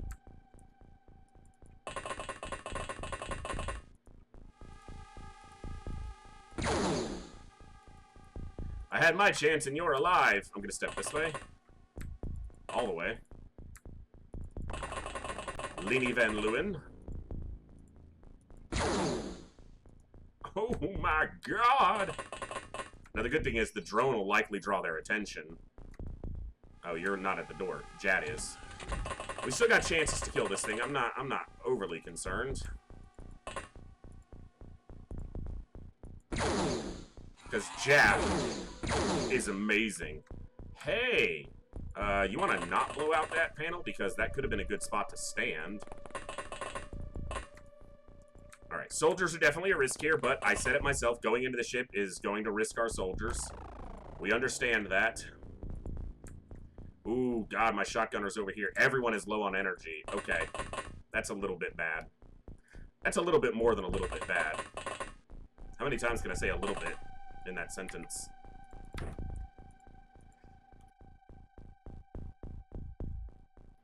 Just a little bit.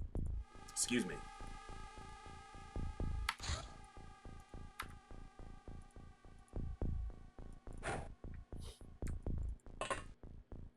I need all these soldiers to regain some energy. The problem is I left this drone out here with like 3 time units. Oh no, this one still has 18, actually. So it can roll at least around the corner. Alright, that might keep it alive.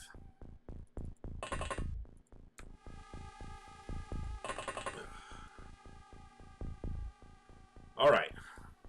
This one has 3 time units and is in mortal peril. I think the north drone probably dies. Hey, Bash Bro, thank you for the posture check. I'm sitting fairly up straight. I actually lowered my chair a little bit so my arm could sit on my armrest. But yeah, that goes for everybody. Make sure you're sitting comfortably, please. The last thing you want is to be uncomfortably enjoying XCOM. XCOM makes you uncomfortable enough naturally.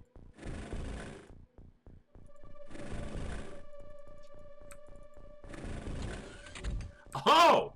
Oh! Scumbagging it up with the shotgun on the lift. Oh, wow. That's just...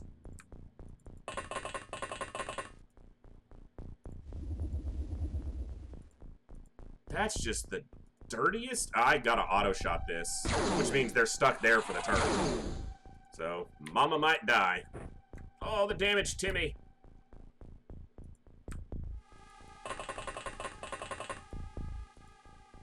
Okay, I need to not sprint with these soldiers so they can get their energy back up.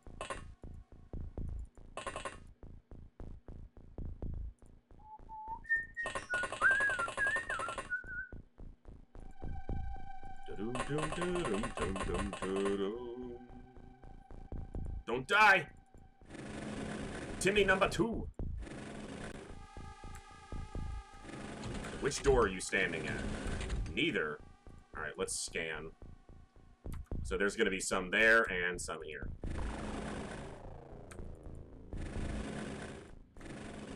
Alright, we are not going up. We are going to ambush stack on this lift. I should have done this on the other side as well. So we've got soldiers with good reactions and shotguns. This is kind of like waiting at the doors, but it's with our snipers, but this is essentially the close range equivalent to doing that.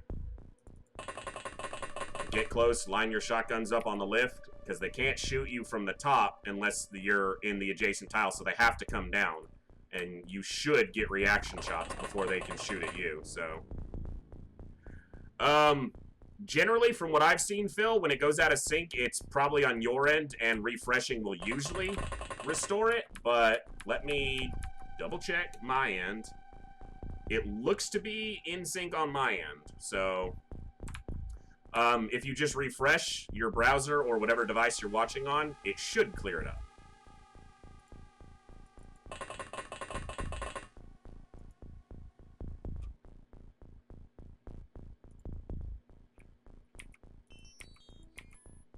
So just based on the other folks we have here, it seems like it might be you, or your end at least, my friend.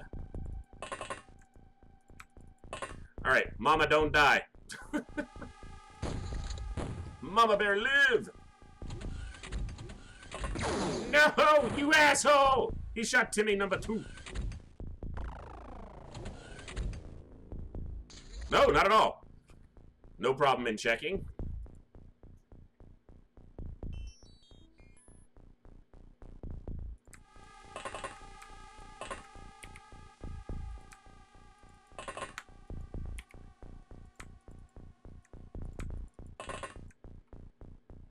Oh, you don't need to be kneeling. Stand up. What? And Dictator's the backup. And then I got...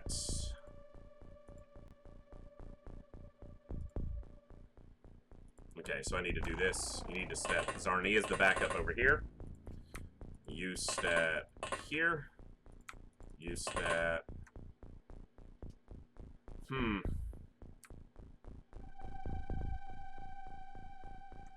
I don't want to be in a crossfire position for myself.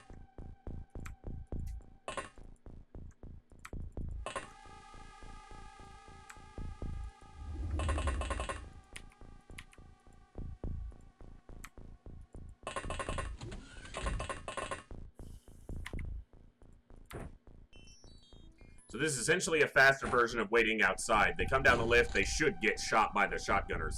Should. The thing is, these aliens are tanky enough, they could survive the shotgun shot.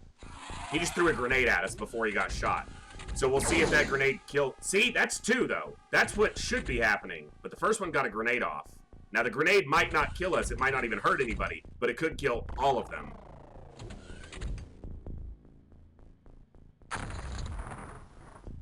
Or none of them. Leanie Van Leeuwen took an injury. No one else even got hurt. See, flying suits. That's what they're supposed to do. And the high reaction shotgunners paid off. Now we just wait some more. Let them come down and die. That's their whole deal here.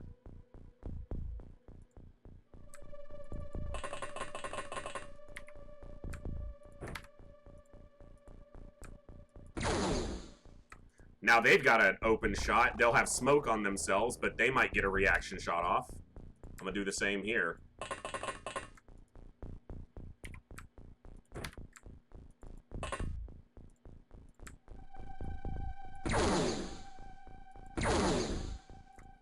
Of course it doesn't punch through.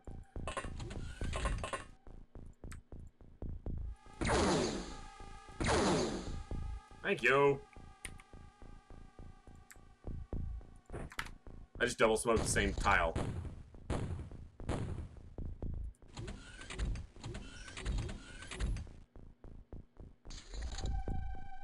Yeah, I'm glad they didn't die. They took a hit, you know, they took a hit for half health, pretty much. It actually lowers their reactions quite a bit. But no, their reactions stay. It's their firing accuracy, but the close range of the shotgun firing accuracy doesn't matter. Extra thick smoke.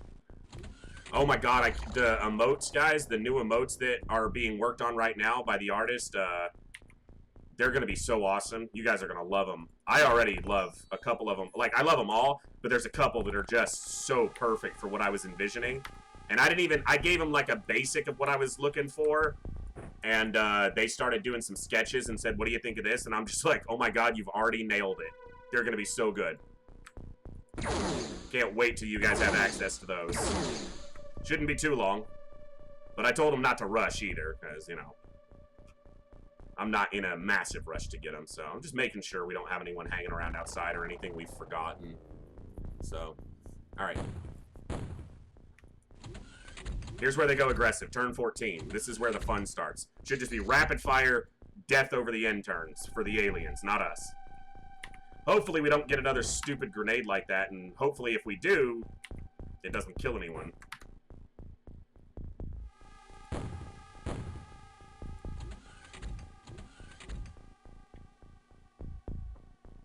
I also apparently stopped counting. That's 1, 2, 3... It's at least 3 more that I didn't count. I'll tack them on there now. I got caught up in paying attention to my deployment. Why do I have a scumbag counter then if I forget it? He got his shots off and killed Van Leeuwen, Leanie Van Leeuwen. And he killed her brother or husband or whatever he was, killed you back. That's such crap. These soldiers have great I mean, these aliens have great reactions too. They're higher skilled aliens for sure, but that's just really unfortunate. But that's how it goes. I said people would die coming in here. Alright, both the Van Leeuwens are dead. Now you react? Jat got the reaction shot, though, but both the Van Leeuwens just died. It wasn't meant to be, apparently.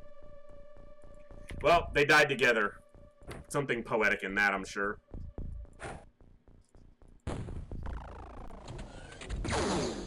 That's what's supposed to happen, right there.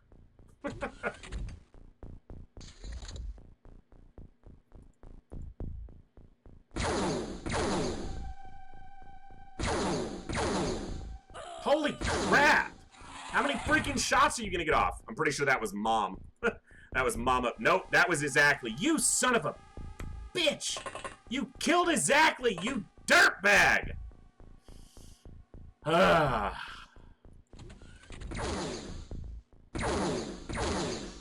Jack got another reaction kill. Heisenberg 4602. Welcome to the Echo. Thanks for that follow. Hope you're doing well tonight. Did Jat take a wound there? Nope. Armor's still doing its thing. Alright, there's not many aliens left now. Like, come on. Yeah. Well, I guess a reaction can't happen between the shots. So the auto shot goes off and then the reaction fire happens. But it's like, the reason you stand where you do is because the aliens can't shoot you until they're at least on the same level as you. So you have the turn they drop down, and then they have to turn. That's another reaction trigger. And then they have to go to shoot you, and that's another reaction trigger. So we have way more chances to reaction fire on them, and it just didn't happen. Can't believe Exactly died. Exactly was on their first soldier, and they were on their first soldier. They'd been on that soldier for a very long time, and they'd been a shotgunner almost that entire time, and they lived this long. There's like one dirtbag up there running around.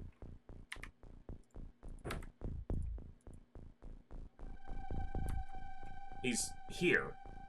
Or here in the command room. Yeah, that's 2 autos, so there should have been... Yeah, you're right. There should have been a break between in which we got a reaction.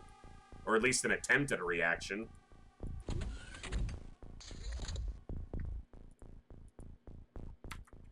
That looks like someone on the lift. But I'm not going to walk up there and find out.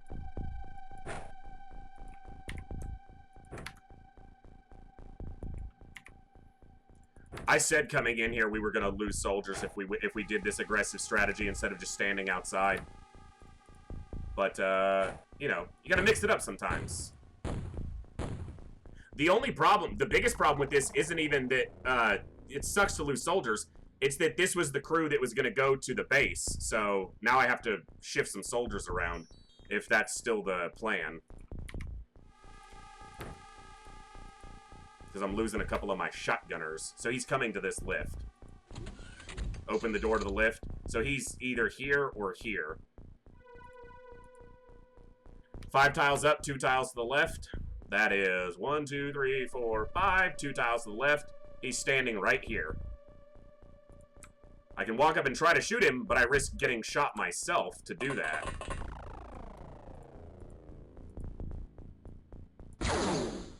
Dead. Last one.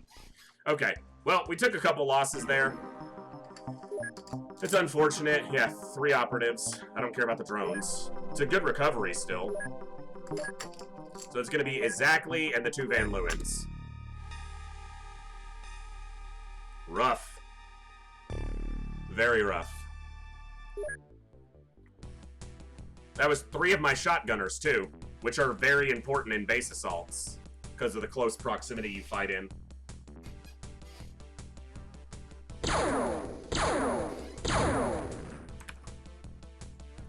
Alright, well. I need shotgunners for that base assault now. You know, the Van Leeuwens were going to come off anyway for Vash and Buff, so I really only need 1 replacement.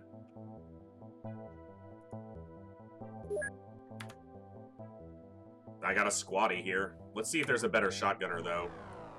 Good shotgunner, but good firing accuracy as well. There we go. Jimin Gill. Jimin Gill. Or Flavio Paseo. Paseo? Pessoa, actually, that's OA. Flavio. I wish Bike was healed. They would do. But, yeah, we'll do that. I'm gonna have to repair some armor, most likely. Yep. Okay. Let's get the manufacturing on that going. Repair support drones. I have extras, but let's get these repaired. That's 9 hours. And repair the flying suits. Repair flying suits. Oh, I didn't even look at how many I had. 3. 3 people, that makes sense. Okay, now we're going to balance this so that that's a little more even.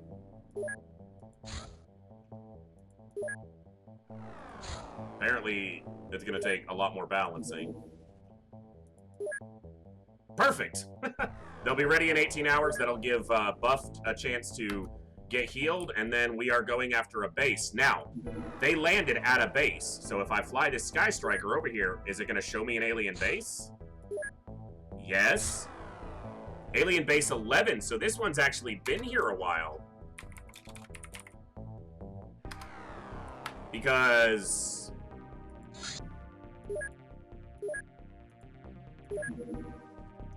So we knew there was a US base because we lost the funding for the US. They did an infiltration mission, but we thought it was this base because this is Muton Elites as well over in Hawaii, which is US. So we thought this is the one that cost us the US funding, but this one was here first.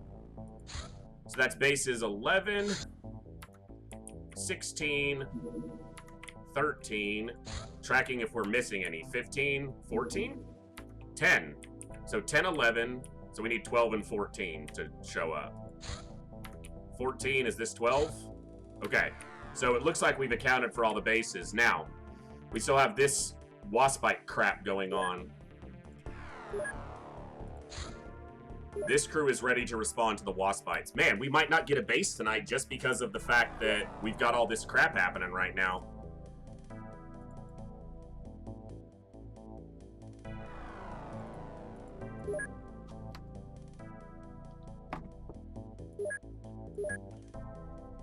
We can do 2 of the Waspite ships with the Sky Ranger, or the Sky Striker, and the Thunder 1, which would best probably be this... Well, I don't know where the battleship went, so I've got the Terror ship and the Lab ship to go after. The Lab ship and the Terror ship will be the most profitable. Actually, I wonder if the Lab ship is more profitable than the battleship. It has more aliens. You know what? It has blaster bombs on it, which makes it more dangerous, but also makes it more profitable, because I'll get blaster bombs in the recovery.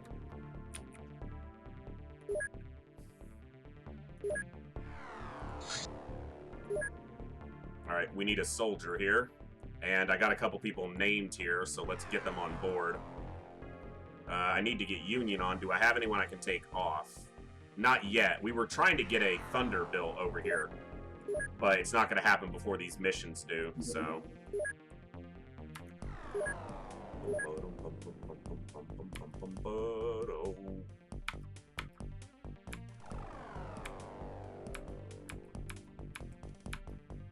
Hype music. Shouldn't be, but there is always a possibility they have a couple ethereals with them. But if the ethereals are the secondary species, it would be like 3 of them, 5 of them at most, something like that. So not too much of a concern. So I'll probably send the Sky Striker after the Lab ship, even though it's the very large. And I'll send the Thunder after the Terror ship so they can deal with the Terror units. Okay, before we get into all of that, though, whether we do these ships or we do the base or whatever, I missed my normal break in the midstream by about 35 minutes because we were doing that, that supply ship. So I am going to, let me hop over here real quick and talk to you folks directly. I'm going to take a short break. We always take a break kind of midway through the stream. And I just need to get up, move around, grab a fresh water, stretch, move my legs a bit so I'm not just sitting still. Let the dog out and refresh briefly before we wrap up the rest of the stream tonight. We've still got plenty to go because we've obviously got at least a couple ship missions and possibly a base assault. We'll just see what happens. And yeah, be about a 3 to 5 minute break, not much longer than that, if at all. I am going to run a quick 3-minute ad during that break because I won't be sitting here anyway. And running that ad turns off pre-roll ads. So any new people tuning in don't have to look at ads for the next half hour. They can just get right to enjoying the stream. So thank you all for hanging out tonight. We will be back in just a few minutes. Don't go anywhere. You're all awesome. Thank you.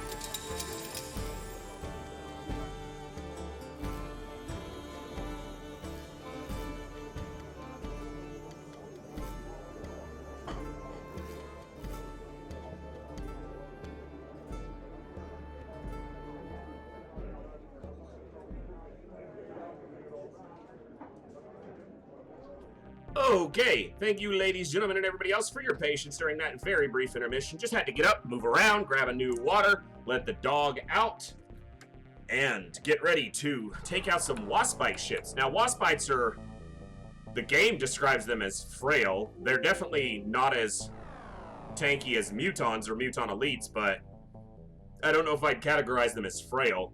They're generally in the company of gazers, which are fairly tanky, and the terror units they field are hollow drones and cybermites.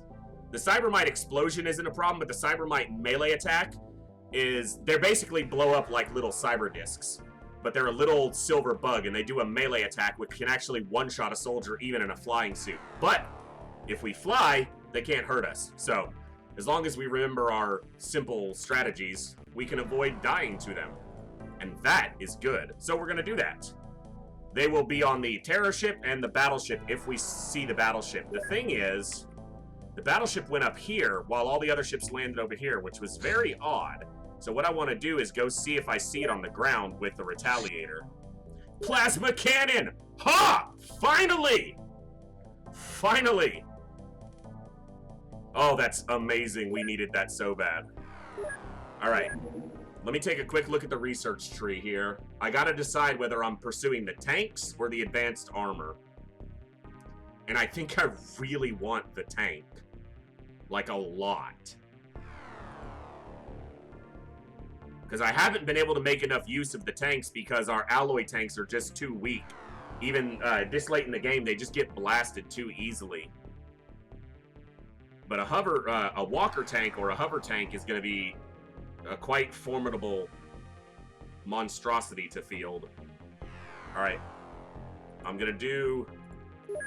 So it's either new fighter craft, which pushes us towards better armor, or hovering HWPs. I'm going to go with the HWPs. I had thought about doing the armor first, but this is the way I want to go. Alloy knife is clearly the way to go. Always trust in tank. I agree. And let's do this.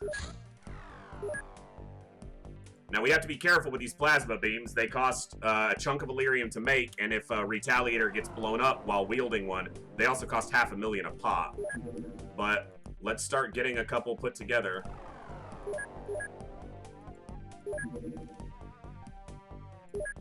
Okay, that's done. So what we can do is...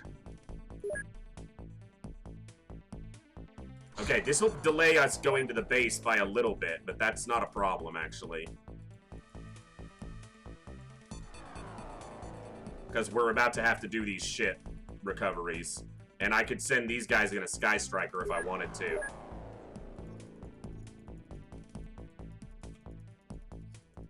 Why no alloy knife? The next time I play this, I want to do the melee weapons and see how useful they are. But the problem with doing the melee weapons right now is that we actually missed out on the plasma blade. So you have a combat knife to start, and then you have alloy knife, alloy sword, and then plasma blade. It was a long day and I didn't sleep. I can't talk. Plasma blade and plasma sword. The problem is we missed out on researching the plasma blade, and the aliens haven't dropped any in months. So we couldn't ever research the plasma sword. So we essentially stunted our growth through the melee weapon tree by accidentally selling off all our plasma blades at some point and never seeing another one. So there's no reason to pursue the melee weapons because alloy melee weapons aren't going to do us any good at this point. Okay, Thunder 2 is going to get transferred to Mayhem Station.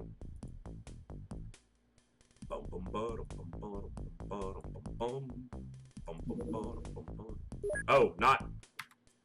This is what I meant to do. Retaliator 4 goes to Fate.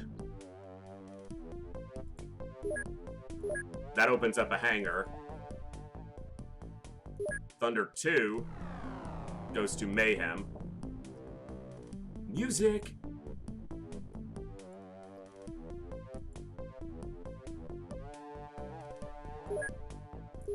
And then these guys build another Thunder as soon as these are done. I should have just waited. Melee is one of those things you need to get started on early since melee against high defense enemies with low melee stat sucks. Yeah, absolutely. But it is, you know, the aliens have used melee against us relatively effectively at times. It's kind of annoying.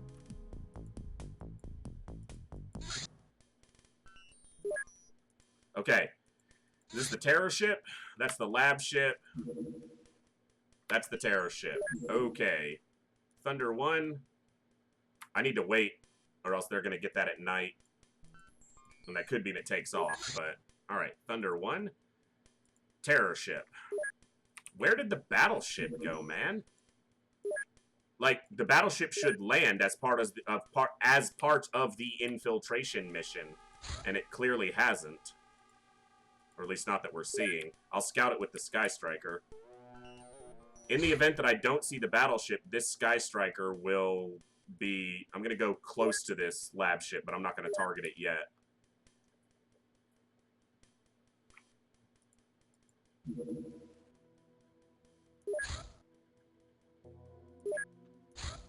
Okay, so this is the terror site. Oh, for fuck's sakes, I forgot to put armor on Gunder again.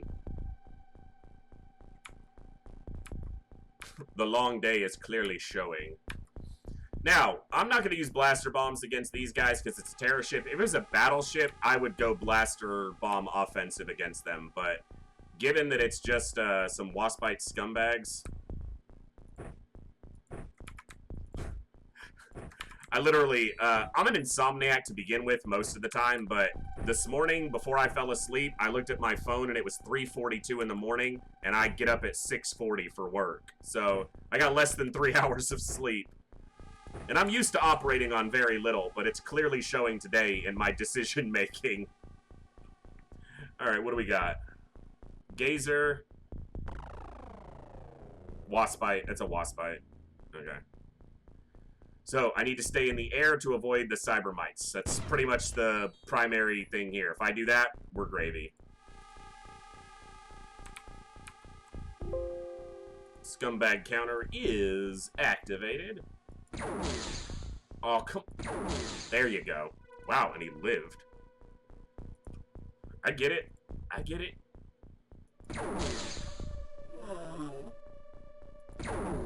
Oh, come on, Pythons. Damn it. That's one of those squares that basically feels bugged because he should have hit it and doesn't. Alright, that's one, though. One for the counter. Hey, we're in a corner. Oh, no, we're on an edge. Alright, and an edge is pretty good, though, so... An edge ain't a corner, but it's pretty damn good. Oh, we're, like, dead center on an edge. That's weird. Is the ship gonna be, like, right here? Yes. Yes, it is. Alright, you saw two. Is it the one up top and then this one? Okay, that's fine. You know, Gunder, you could stand on the ship with a blaster launcher and, you don't have to risk yourself then, but your accuracy is a little low. You could definitely kill us if something went sideways there.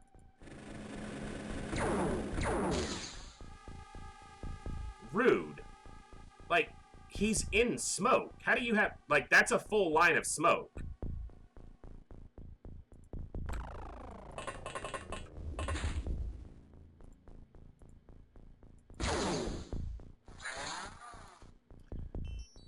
Those things do so much damage. Those shotguns do so much damage that even at that distance, one pellet hits.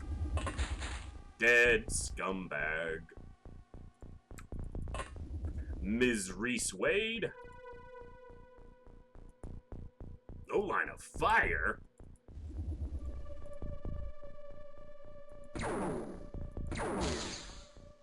It's like that's a bugged angle. Damn. Well, bib don't miss, so. Yeah, it's really thin on the edge. That's probably the case. See, that's 108% shot. That's why I said this is a bugged square. Like, he's shooting through the alien.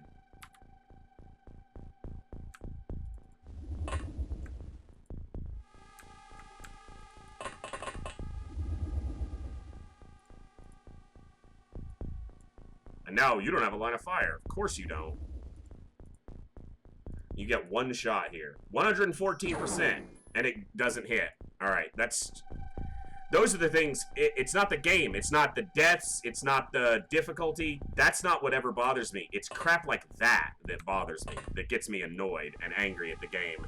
And I know it's an old game. It's all based on a DOS engine. So stuff happens, but...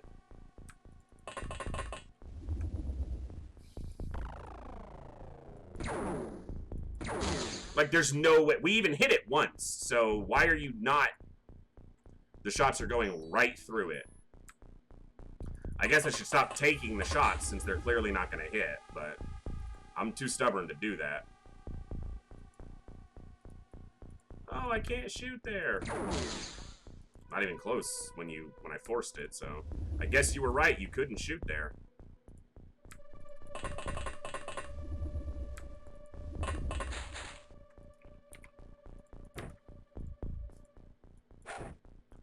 Alright, so the doors to the ship will be on this side, because of course they'll be away from us. If they were close to us or facing us, that would be easy.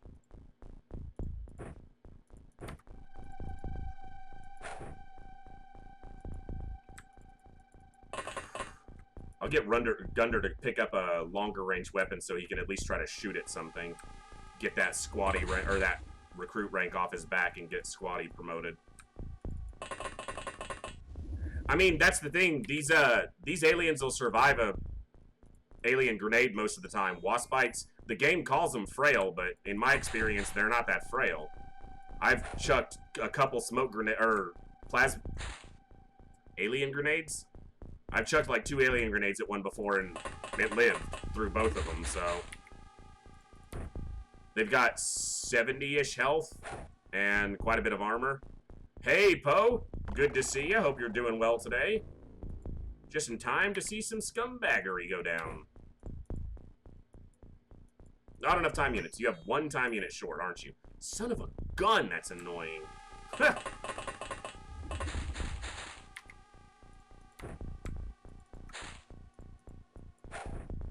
Alright, that's... I'll move these people up to the front, but that's the turn. I'm rolling the turn there.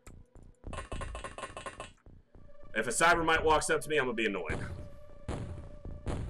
Because I need to get these people in the air. I literally told myself and said it out loud to you guys that that's what I needed to remember to do. And I already haven't done it on this turn. And Cybermites have very good mobility to be able to cross the field and get to us. So...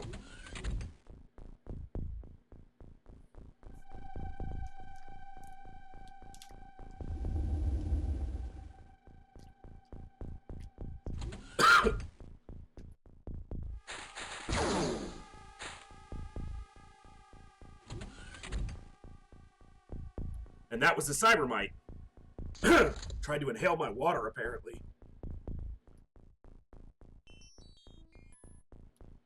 Okay. Now, Cybermites explode similar to Cyber Discs, but it's much weaker explosion. So it won't even damage a soldier who's in armor.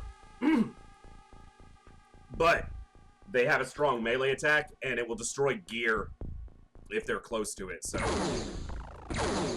And they're a very small target, so apparently we miss them quite often.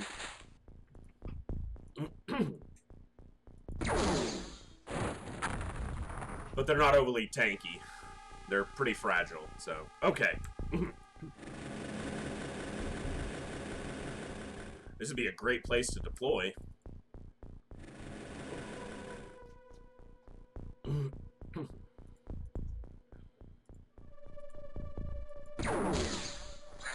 Alright, nice. So we're actually at 4 aliens. Forgot to count one of the wasp bites last turn. Alright, that guy that we saw over the end turn. Skeet shoot him. Thank you. Oh, she didn't kill him, though. That'll do it. Wow, he lived through like 4 pellets from a plasma shotgun. That's very surprising.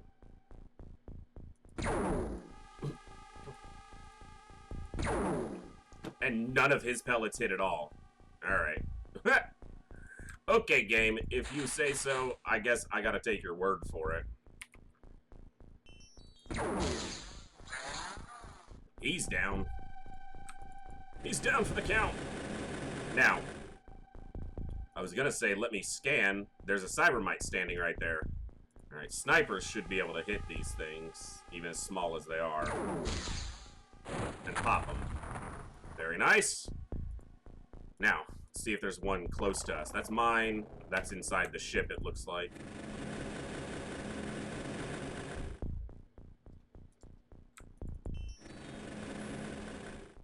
Cybermite.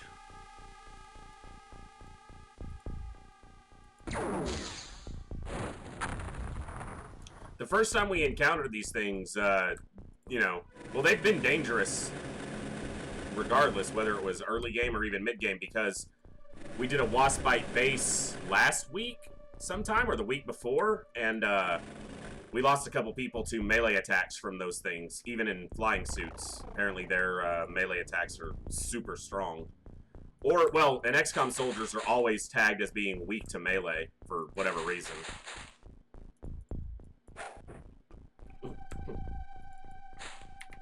And then, Vash's, one of his previous deaths was, to a melee attack from a cybermite. He tried to pet the damn thing, basically, and, it ripped his arm off. At least that's how we lored it. You know, did the lore for it. So. Okay. And in the air, like I said I was going to do. I need to remember that. Because they only have a melee attack, and their explosions are weak. So if I'm in the air, they are no threat. Obviously, the rest of the aliens are. The cybermites, or the wasp bites and the hollow drones. But even those are relatively innocuous. We've been having no trouble killing most of the wasp bites, save that one that was super tanky.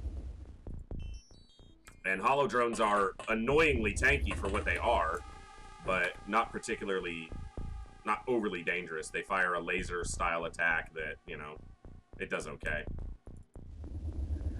Now, I guess Gunder's gonna have to step at the back of the ship because he is vulnerable to a cybermite, both in melee and the explosion from one would kill him because he's not in any armor.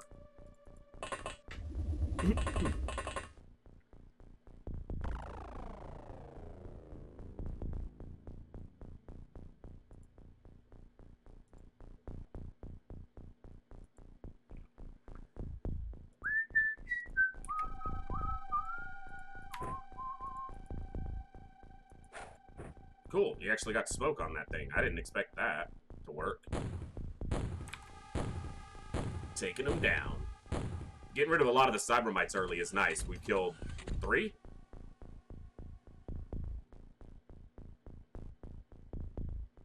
They'll probably field half a dozen and then an equivalent amount of hollow drones.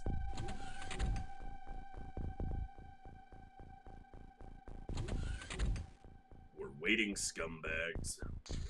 There we go.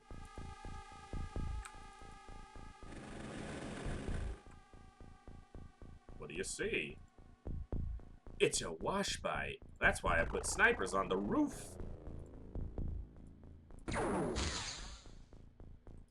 He's alive. Not that I care, but... well, he sells for more. If he's a soldier, who I won't want to interrogate.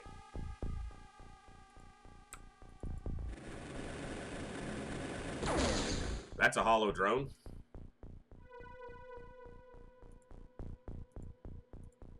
I see a cybermite too.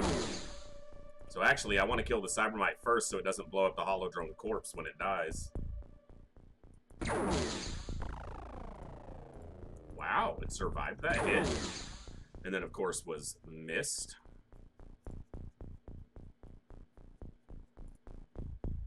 Alright, feast. Take a snapshot, please. Oh, come on. Come on. Wow.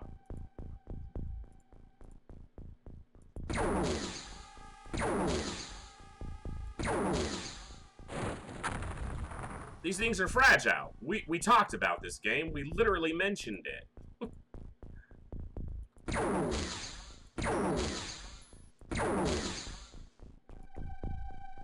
Alright.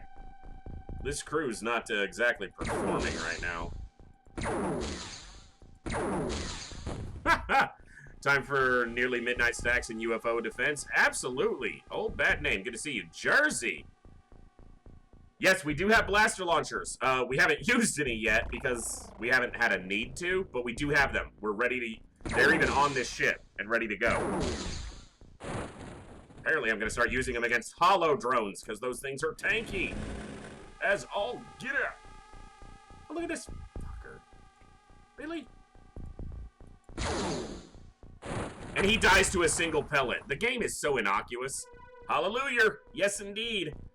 We were actually talking about taking out a Muton Elite base tonight, and then this Waspite infiltration fleet showed up, so we kind of got sidelined into recovering some big Waspite ships.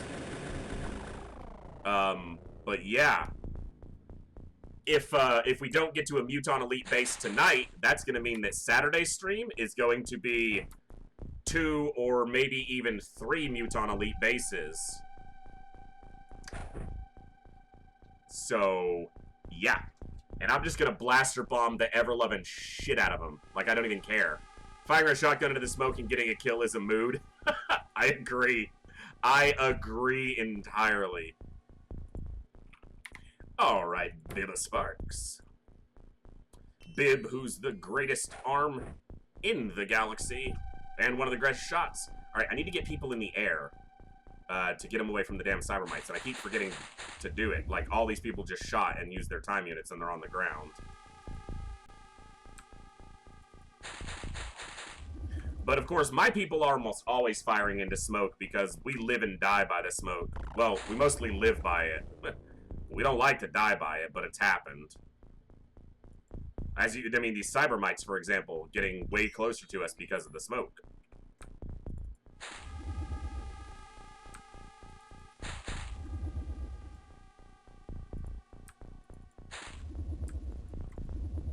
And then all of these people need to go up one more level so that if they reaction shot, they don't wind up shooting the shotgunners by accident. It shouldn't happen, but a lot of things that shouldn't happen because that's XCOM, baby. Like that cybermite tanking as many damn hits as it did. That shouldn't happen. Thank you all for hanging out tonight. I hope everyone is having a good night. We're almost to Friday, which means we're almost to the weekend, which means we're almost to the Saturday stream, which is my best time of the week by far.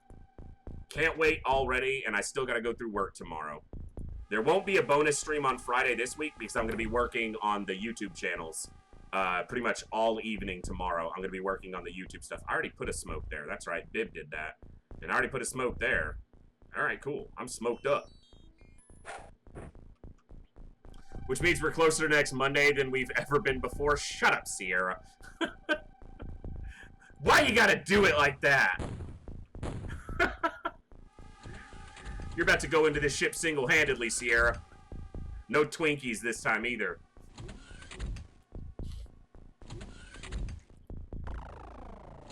Oh, what a good night. Never thought I'd have this much high energy running on such low energy. 2.5 hours sleep. Go!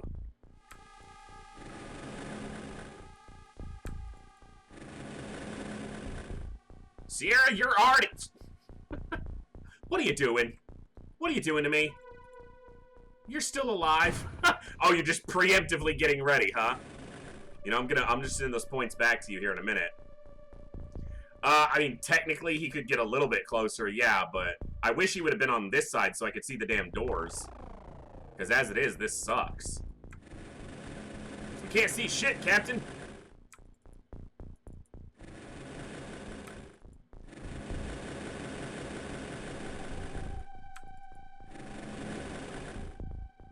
Oh, what's up, dude?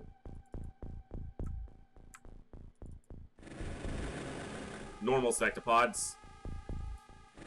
This might give you some indication of how difficult this mod is. Normal sectopods, very happy to see them. Super easy to deal with. Not a concern of mine.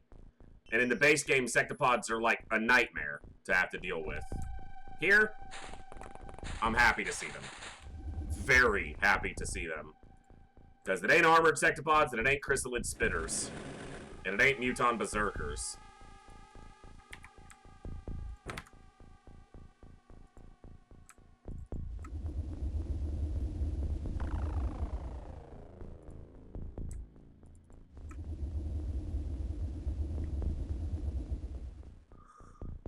Alright. Excuse me.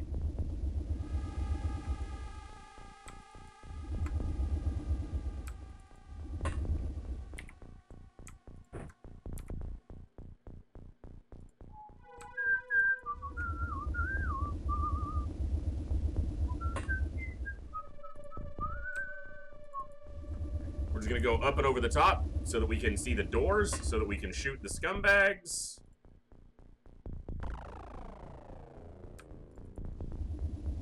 Alright, Union, thanks for hanging out, and hopefully we'll catch you next time. Thank you so much, and have a good evening and a good day tomorrow.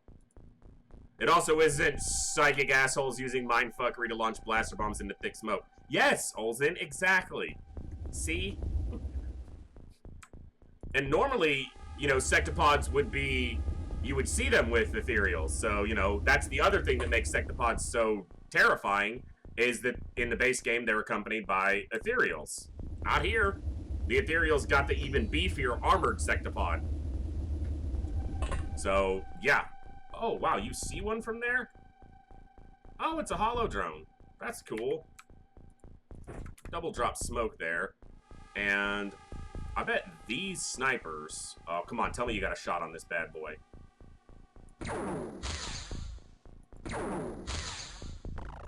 So tanky. Such BS, such tankiness.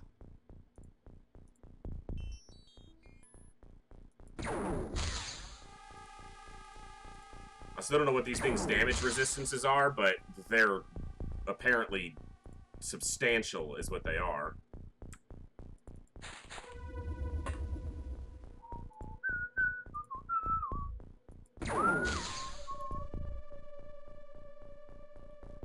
Oh no, I know you did not shoot that green shit at me. I did, in fact.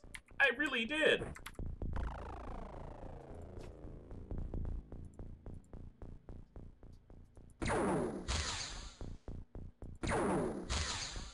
How many direct hits has that thing taken? 1, 2, 3, 4, 5, 6? 7? 7 hits? From very powerful weapons. And it's not even dead, it's just unconscious or deactivated or whatever the hell happens to that thing, because it's technically a mechanical unit. Wow. I'm gonna call that some bullshittery.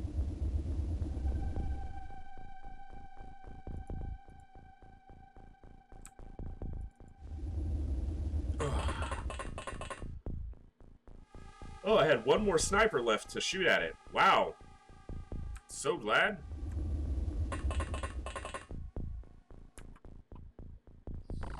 Okay, those are smoked. Roof is smoked. Drones are hiding. Gunder's on the ship because I forgot to put a suit of armor on him, even though it probably won't matter. If anyone gets shot, they'll probably die anyway. I mean, if we end the mission before it bleeds out, yes, technically we would, but it'll probably bleed out before that happens. You know, its battery is draining or something. I don't know. Whatever fatal wounds to a hollow drone are. And I don't think having a live one really makes, you know, there's no special research for that, but... You know, there's still technically a better med kit that I can research, too, that actually has 10 uses as opposed to the ones that we have that have 6, but if I ever need a med kit that has 10 uses, something else has gone very wrong. So that's why I'm not prioritizing that. Alright, this is where it gets dangerous. I'm gonna walk instead of sprinting across this roof, because I want them to get all their energy back.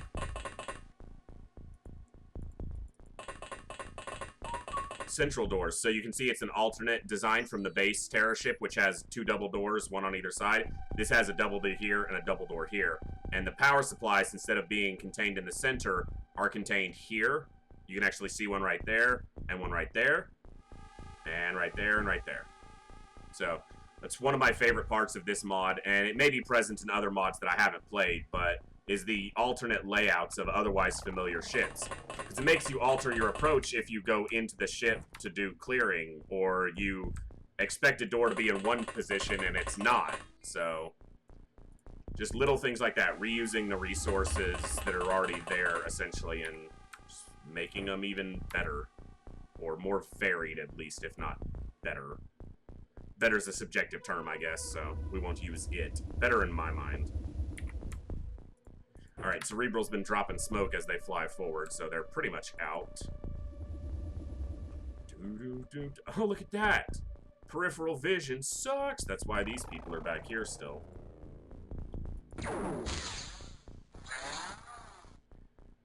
Nice and dead. Just the way I like my wasp bites.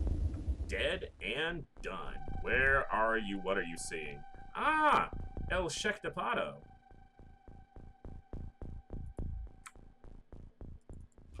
At least they'll have vision of it fairly soon. I'm not going to shoot it at this turn. I'm going to throw smoke from a soldier who's not visible right here. Then I'll put cloud of smoke between me and the door. Well, doors. And then these guys are going to start moving this way. Snipers are going to get into position as well, because they're not going to do much good behind the ship at this point. Pythons won't be able to move as far because he shot that waspite, but that's fine. He's one of the higher time unit soldiers. Hill is a heavy user, so you need to go this way, brother. This is where the heavy guys are.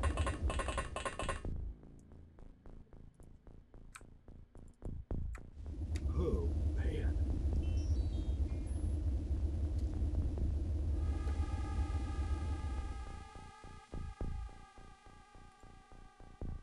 You know what? You know what?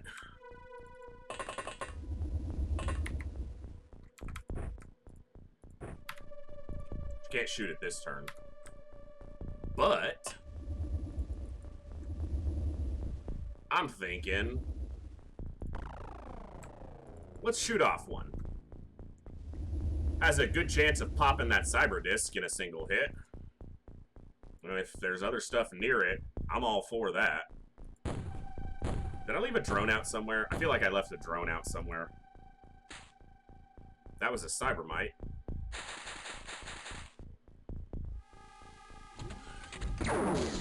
I did leave a drone out.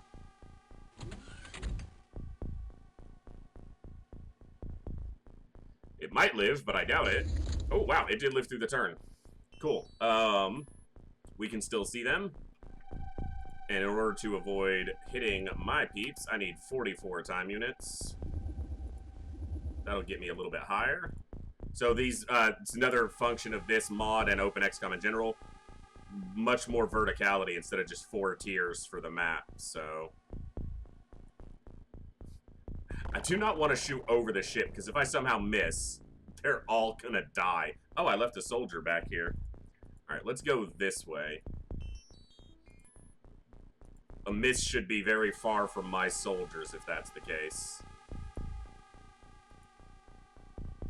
First blaster bomb of this campaign. Let's see if it one-shots this sectopod.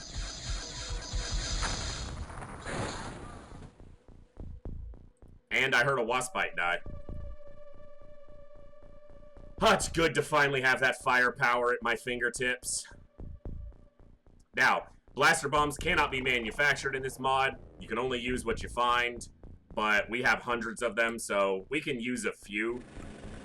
We can use quite a few, honestly, without being close to running out, but we just need to be smart with our usage. If we start just using them on every mission, we'll find ourselves going to Sidonia with spitballs. Count it. That's a dead Cybermite.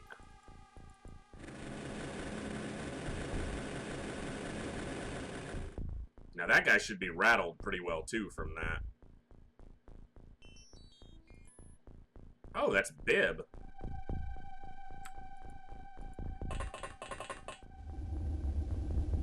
Ah, it's nice to fire a blaster bomb. It's been a while.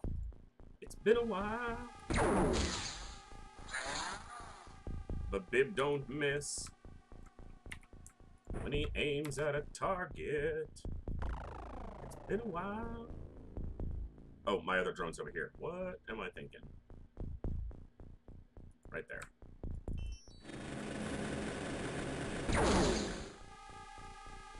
Dick, move! Sneaky freaking gazer. Too bad for you. I'm perfectly positioned for this shit. Get wrecked!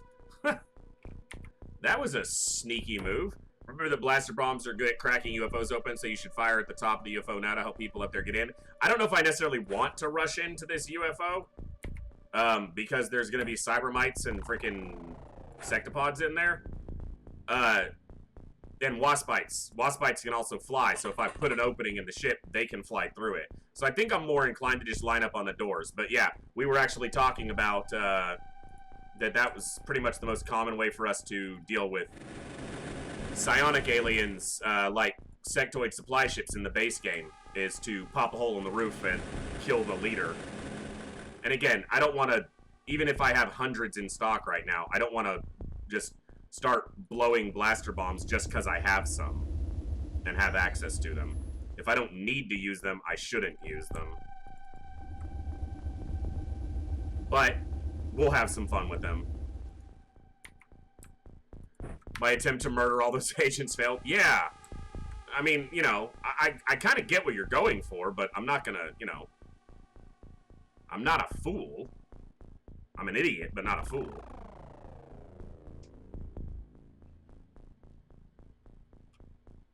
Okay. We've already killed like 16? Wow. I looked at the counter and I was a little bit surprised. That's at least half the aliens, if not slightly more than half, are done and dusted. And they're panicking, which is an appropriate reaction to what's happening.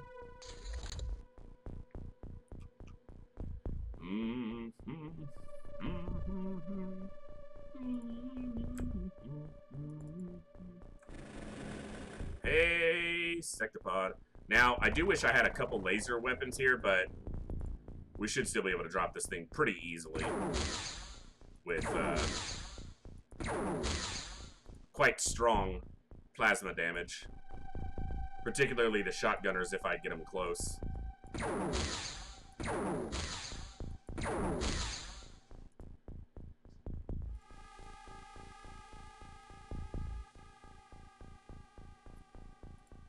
Oh, you know what I didn't do last turn? I didn't move the snipers any further. They're all hanging out over here still. Yeah.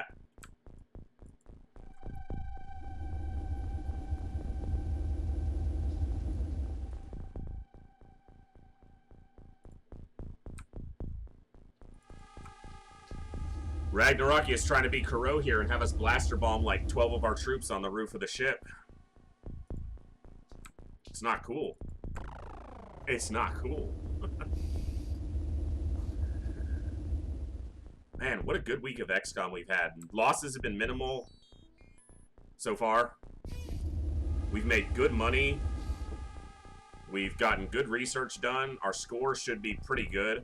It's not going to be perfect, but it's going to be pretty good. I mean, I could use one more. Have a drone pop a door next turn and... Now, what I'm wondering is, if I come here...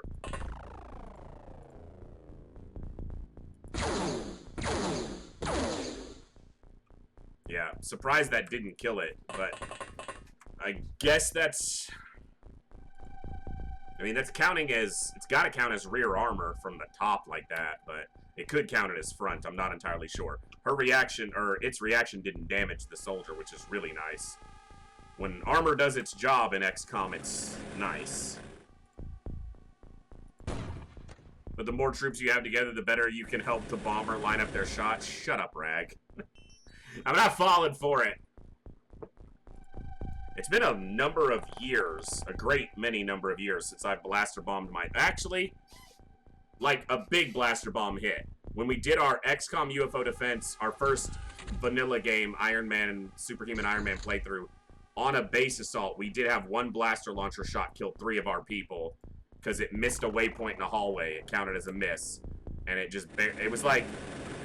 Either I was going to blaster bomb myself, or the aliens were going to blaster bomb me because of where the soldiers were positioned. So we took the risk, and we unfortunately hit ourselves, but... Yeah, from the back, a plasma sniper's still going to hurt those things, so... Das is good. Alright. Let's risk it for the biscuit.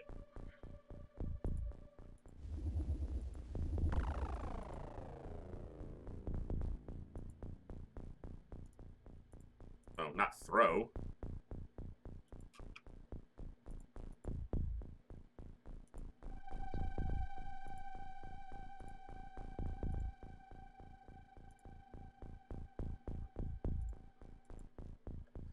Okay, so I need to pull back a couple of those waypoints. I was overzealous on my placements.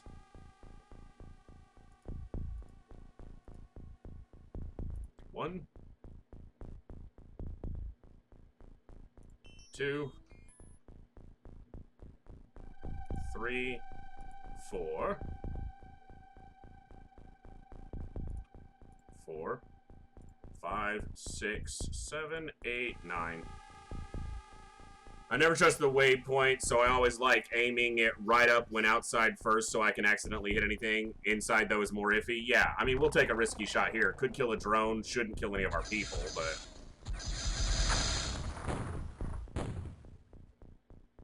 No alien deaths? Oh, that's sad. Sad face. Bummer.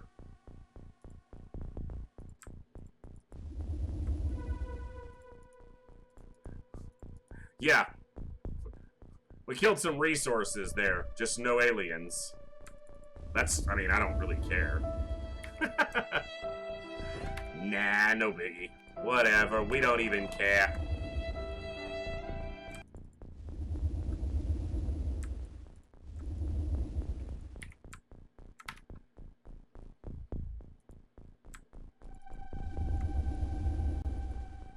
It's just surprising that we didn't hit anything there center of the lower deck. Like, I mean, I guess it's possible we hit a sectopod and it didn't kill it, because it's not a guaranteed hit. You know, we won't guaranteed kill a sectopod in one hit.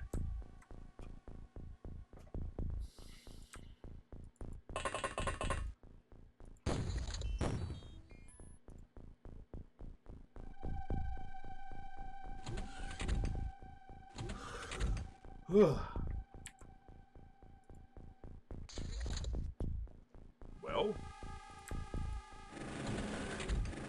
yeah, like that. Ha! Alright. That's why the drone being so short is a really big benefit. Alright, the only problem is I can't fire again this turn. If I'd have picked up an additional shell with her, she could have fired this turn as well.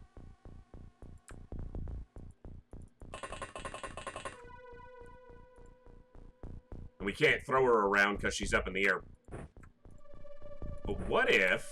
Hold on. How many time units would it take you to go to the ground? 1, 2, 3, 4. That's too many. Yeah, they'd have to fire from right here. It takes 44 time units for them to fire. And they have to get to the ground. I was going to say, throw them the other blaster launcher, but there's no chance. We'll do it now.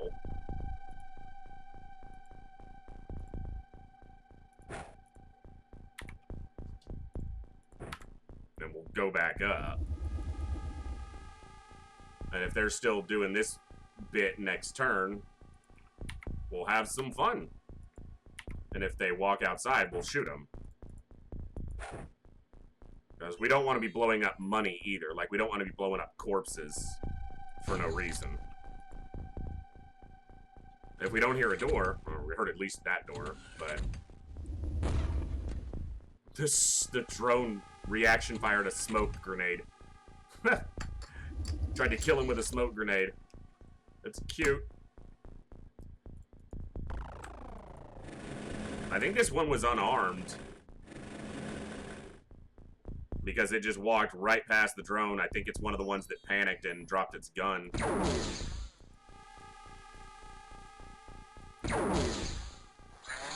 Yeah, no weapon.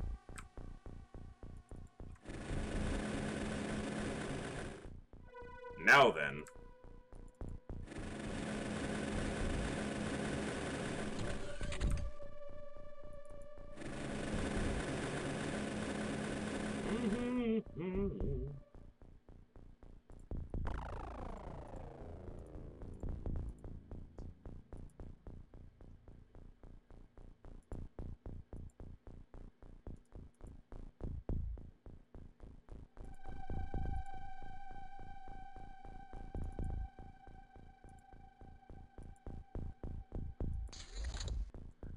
Why did I click the intern button instead of the fire button? My brain is not working tonight, guys.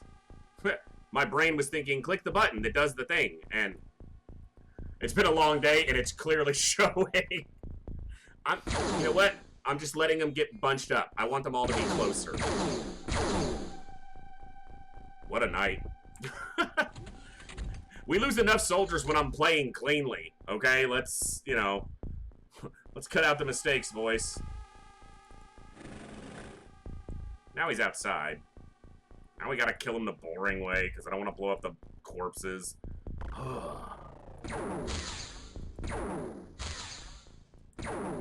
Shoot the giant robot, you dumbass! What are you...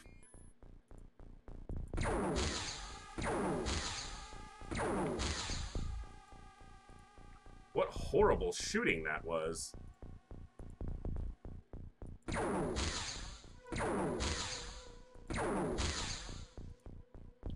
Now, these things have substantially lower armor than the armored ones, so we should be able to... Hitting it from the side, we should definitely be able to drop this. I know hitting it from the back would be even better, but I don't have that option from this position without risking a shotgunner like we did before. Okay, you're not an armored sectopod. You're a regular sectopod. I know I don't have laser guns, but go the fuck down.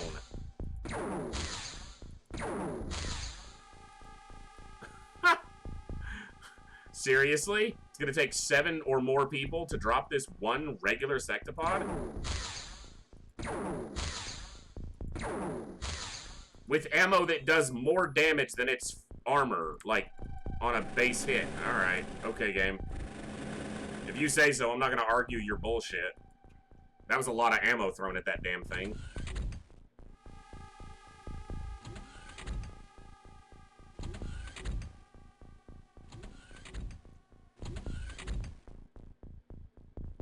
Regular sectopods have a 20% damage vulnerability to laser weapons. So, they're not necessarily better. Well, and they may have a resistance to plasma weapons. I'd have to look back at the stats to remind myself. But they do have a vulnerability to lasers. And because lasers don't have ammo, it's certainly more efficient to use laser weapons. And yes, they do seem to die faster to the lasers, given the vulnerability and everything else, so.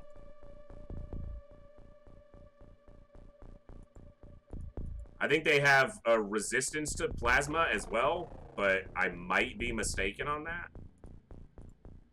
because my brain is getting to the point where it's mixing up the stats from this mod with the stats from the base game, because they're not identical in all cases. I did it again! What the? I've done that twice now with the exact same action.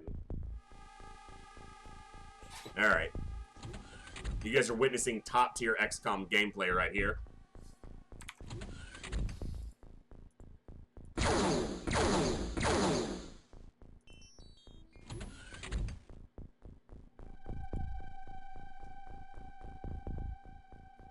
Fired the first two, no problemo. Then I go to fire it 2 more times and my brain's like, hit the end turn button. That's what you're going to do. Well, I can't hit both of these guys now. An explosion there won't hit him because it'll hit the wall. The sectopod's the bigger concern, so that's what we'll hit. Because obviously it's super freaking tanky against our... I mean, I shouldn't be dismissive of the regular sectopod because it's just a, quote, regular sectopod. It is still a highly deadly, high armor, high efficiency killing unit, but... Fire!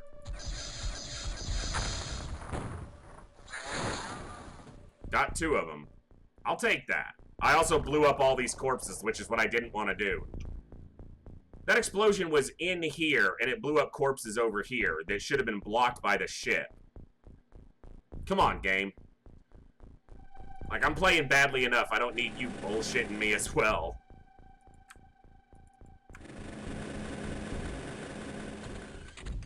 Oh, and clearly I should have launched her to this side, where the freaking party is happening. Alright, Gunder. Oh, there's not another one on the ground here. I only brought the 2. He won't have time to pick up the other one and reload it and fire on this turn. I was going to give you a chance to fire a blaster bomb as your first offensive action ever. But no luck, unfortunately.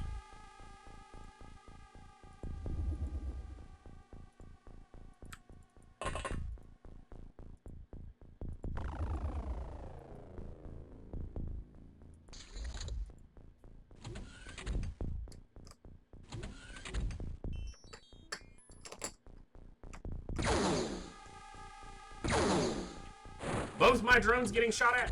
Fuck you, aliens. Oh, and a cybermite to boot. Right, get away. Ah, I really need to pop these doors, though. And the other drone got killed. I can't do it.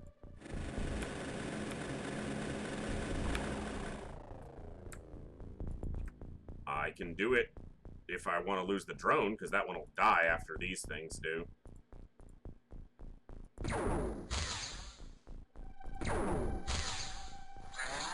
Two shots in the back. Low percentage that it lives through one, but okay. Oh, I should have shot the damn cybermite first. It's gonna blow up the body of that wasp. The 10 grand doesn't matter. I don't know why. It won't blow up the gear, so I shouldn't really care. It's assuming we hit the freaking cybermite too, because Lord knows that's not guaranteed.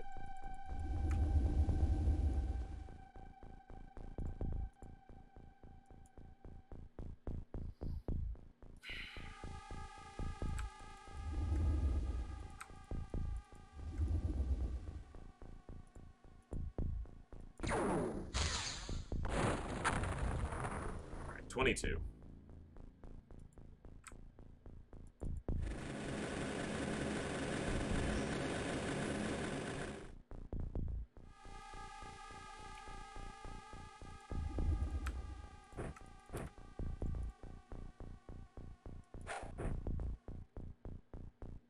Oh, shit. What? I needed to scout the closer door because that drone died. And I need to see what's there because of that. I was going to say, if I lose a soldier to that, because I lost a soldier to exactly... Son of a bitch. I was just pure lazy... well, maybe laziness, maybe just tiredness. I saw the drone on that side die to a shotgun blast. The drone down here. I needed to move one of these soldiers up to spot this, and it cost me this soldier. Don't know who it was, but... yeah, definitely not good playing XCOM on no sleep. We'll be nice and rested for Saturday, though. That's going to be... and we've still done okay. A couple losses that definitely shouldn't have happened, though.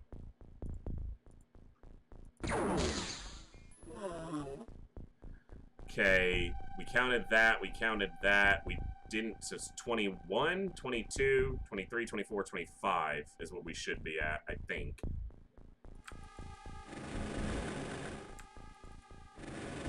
I don't even care, I'm not. No.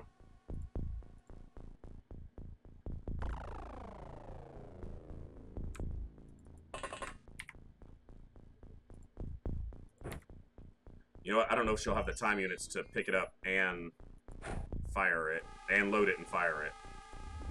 Load it and fire it is what I needed to... yeah, she's barely got enough for this.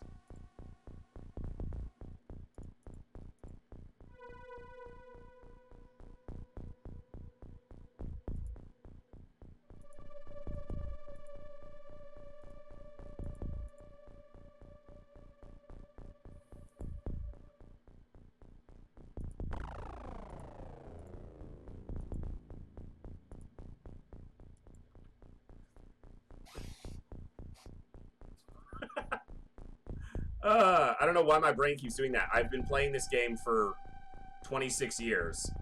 I don't remember the last time I've ever made that mistake like 5 times in a mission. What's that, 4 or 5 times? I said all those, and then my brain's thinking it's the final click, and so it goes to the end turn because it's right there.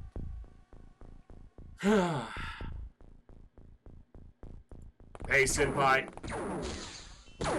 Soldiers on the roof are not smoked heavily. Okay, Anon just took a hit. See if he got wounded. You can see that they're in what looks like full smoke, but it's so thin they have no cover.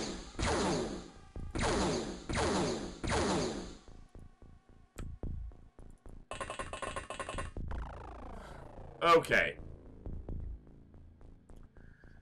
Stretch, hydrate, posture check, Senpai making sure everybody is doing good. Thank you so much, and good to see you.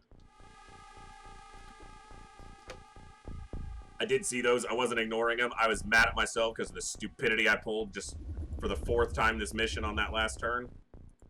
You have exactly enough time units to get to shooting. Hit the fire rocket button voice, not the freaking end turn button, please. That killed 2, or else it killed my drone. My drone was... I heard 2 mechanical crashes. It was the sectopod and my little drone that was right around the corner there. Son of a bitch. I thought he was far enough back. That's freaking great. What a mission. What a freaking debacle of just horrible plays by me. I love it. And that's the last... Alright. Who'd I lose? Please don't be anyone super important or good. It's gonna be. You know it's gonna be. Please be a random rookie. Damn it, it was Hillholm again! Hillholm has died like 3 days in a row. That's great. Oh, that's freaking great. That's great! Hillholm can't get a break. What a disaster. Alright. We've still got a couple ships on the field that we need to deal with, and we're gonna take out some alien bases, but I think it's pretty clear that, I'm not playing my best right now. I definitely did not have a lot of sleep last night, and it's showing the longer I play, so before I get a whole craft kill by accidentally blaster bombing my own people, we're going to call the stream just a little early tonight, guys. Normally we go about 20 minutes longer, and if I do another mission, we're going to run late. So before I make a mistake and get us all murdered, I'm going to go ahead and call it a little bit early tonight. We did have an awesome stream, though. We lost a couple soldiers to mostly my tiredness and bad moves because of said tiredness, but we took out some big ships. We made some money. Yeah, I don't want to do that. I don't want to be a Kuro against my whole crew. So, we will not be live tomorrow, but we will be live Saturday. The schedule has adjusted slightly. I had been starting at noon my time, but we'll be starting at 2 p.m. my time, so a little bit later. And we'll be going for at least 7 hours. The stream is scheduled for 7 hours on Saturday, but we tend to go later on Saturdays, especially because we get a lot of people hanging out. So Saturdays are always pretty hyped up. So tune in Saturday. We are going to take out at least 2 Muton Elite bases, minimum 2. But since we just found a third, I'm thinking 3. So Saturday's going to be awesome. I hope to see you all there. Thank you to all the viewers and lurkers and everybody who chatted and engaged tonight. You guys are awesome. You make this so fun. No place I'd rather be than hanging out and streaming for you guys. So I already can't wait to go live again. And yeah, we'll see you guys on Saturday. And 4, do I hear 4? If there were 4 Muton Elite bases, I'd consider 4. But after the Muton Elite bases, they're all ethereals. So we got to be a little careful with that. But we'll have some bases going down on Saturday. We'll have much more blaster launcher action, which means much more chance of us getting hurt by our own blaster launchers. So it'll be fun. You guys are amazing. And let me take a quick look at one thing, see if any of our fellow friends are streaming. Anyone we could raid or host or help out tonight.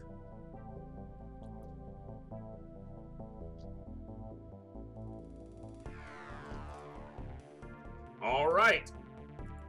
Doesn't look like it for this evening, so we are going to go ahead and just wrap the stream up there. Thank you all, as I had said before, and we'll hopefully see you all Saturday for some more scumbag slaughtering action right here in the Echo where everybody has a voice.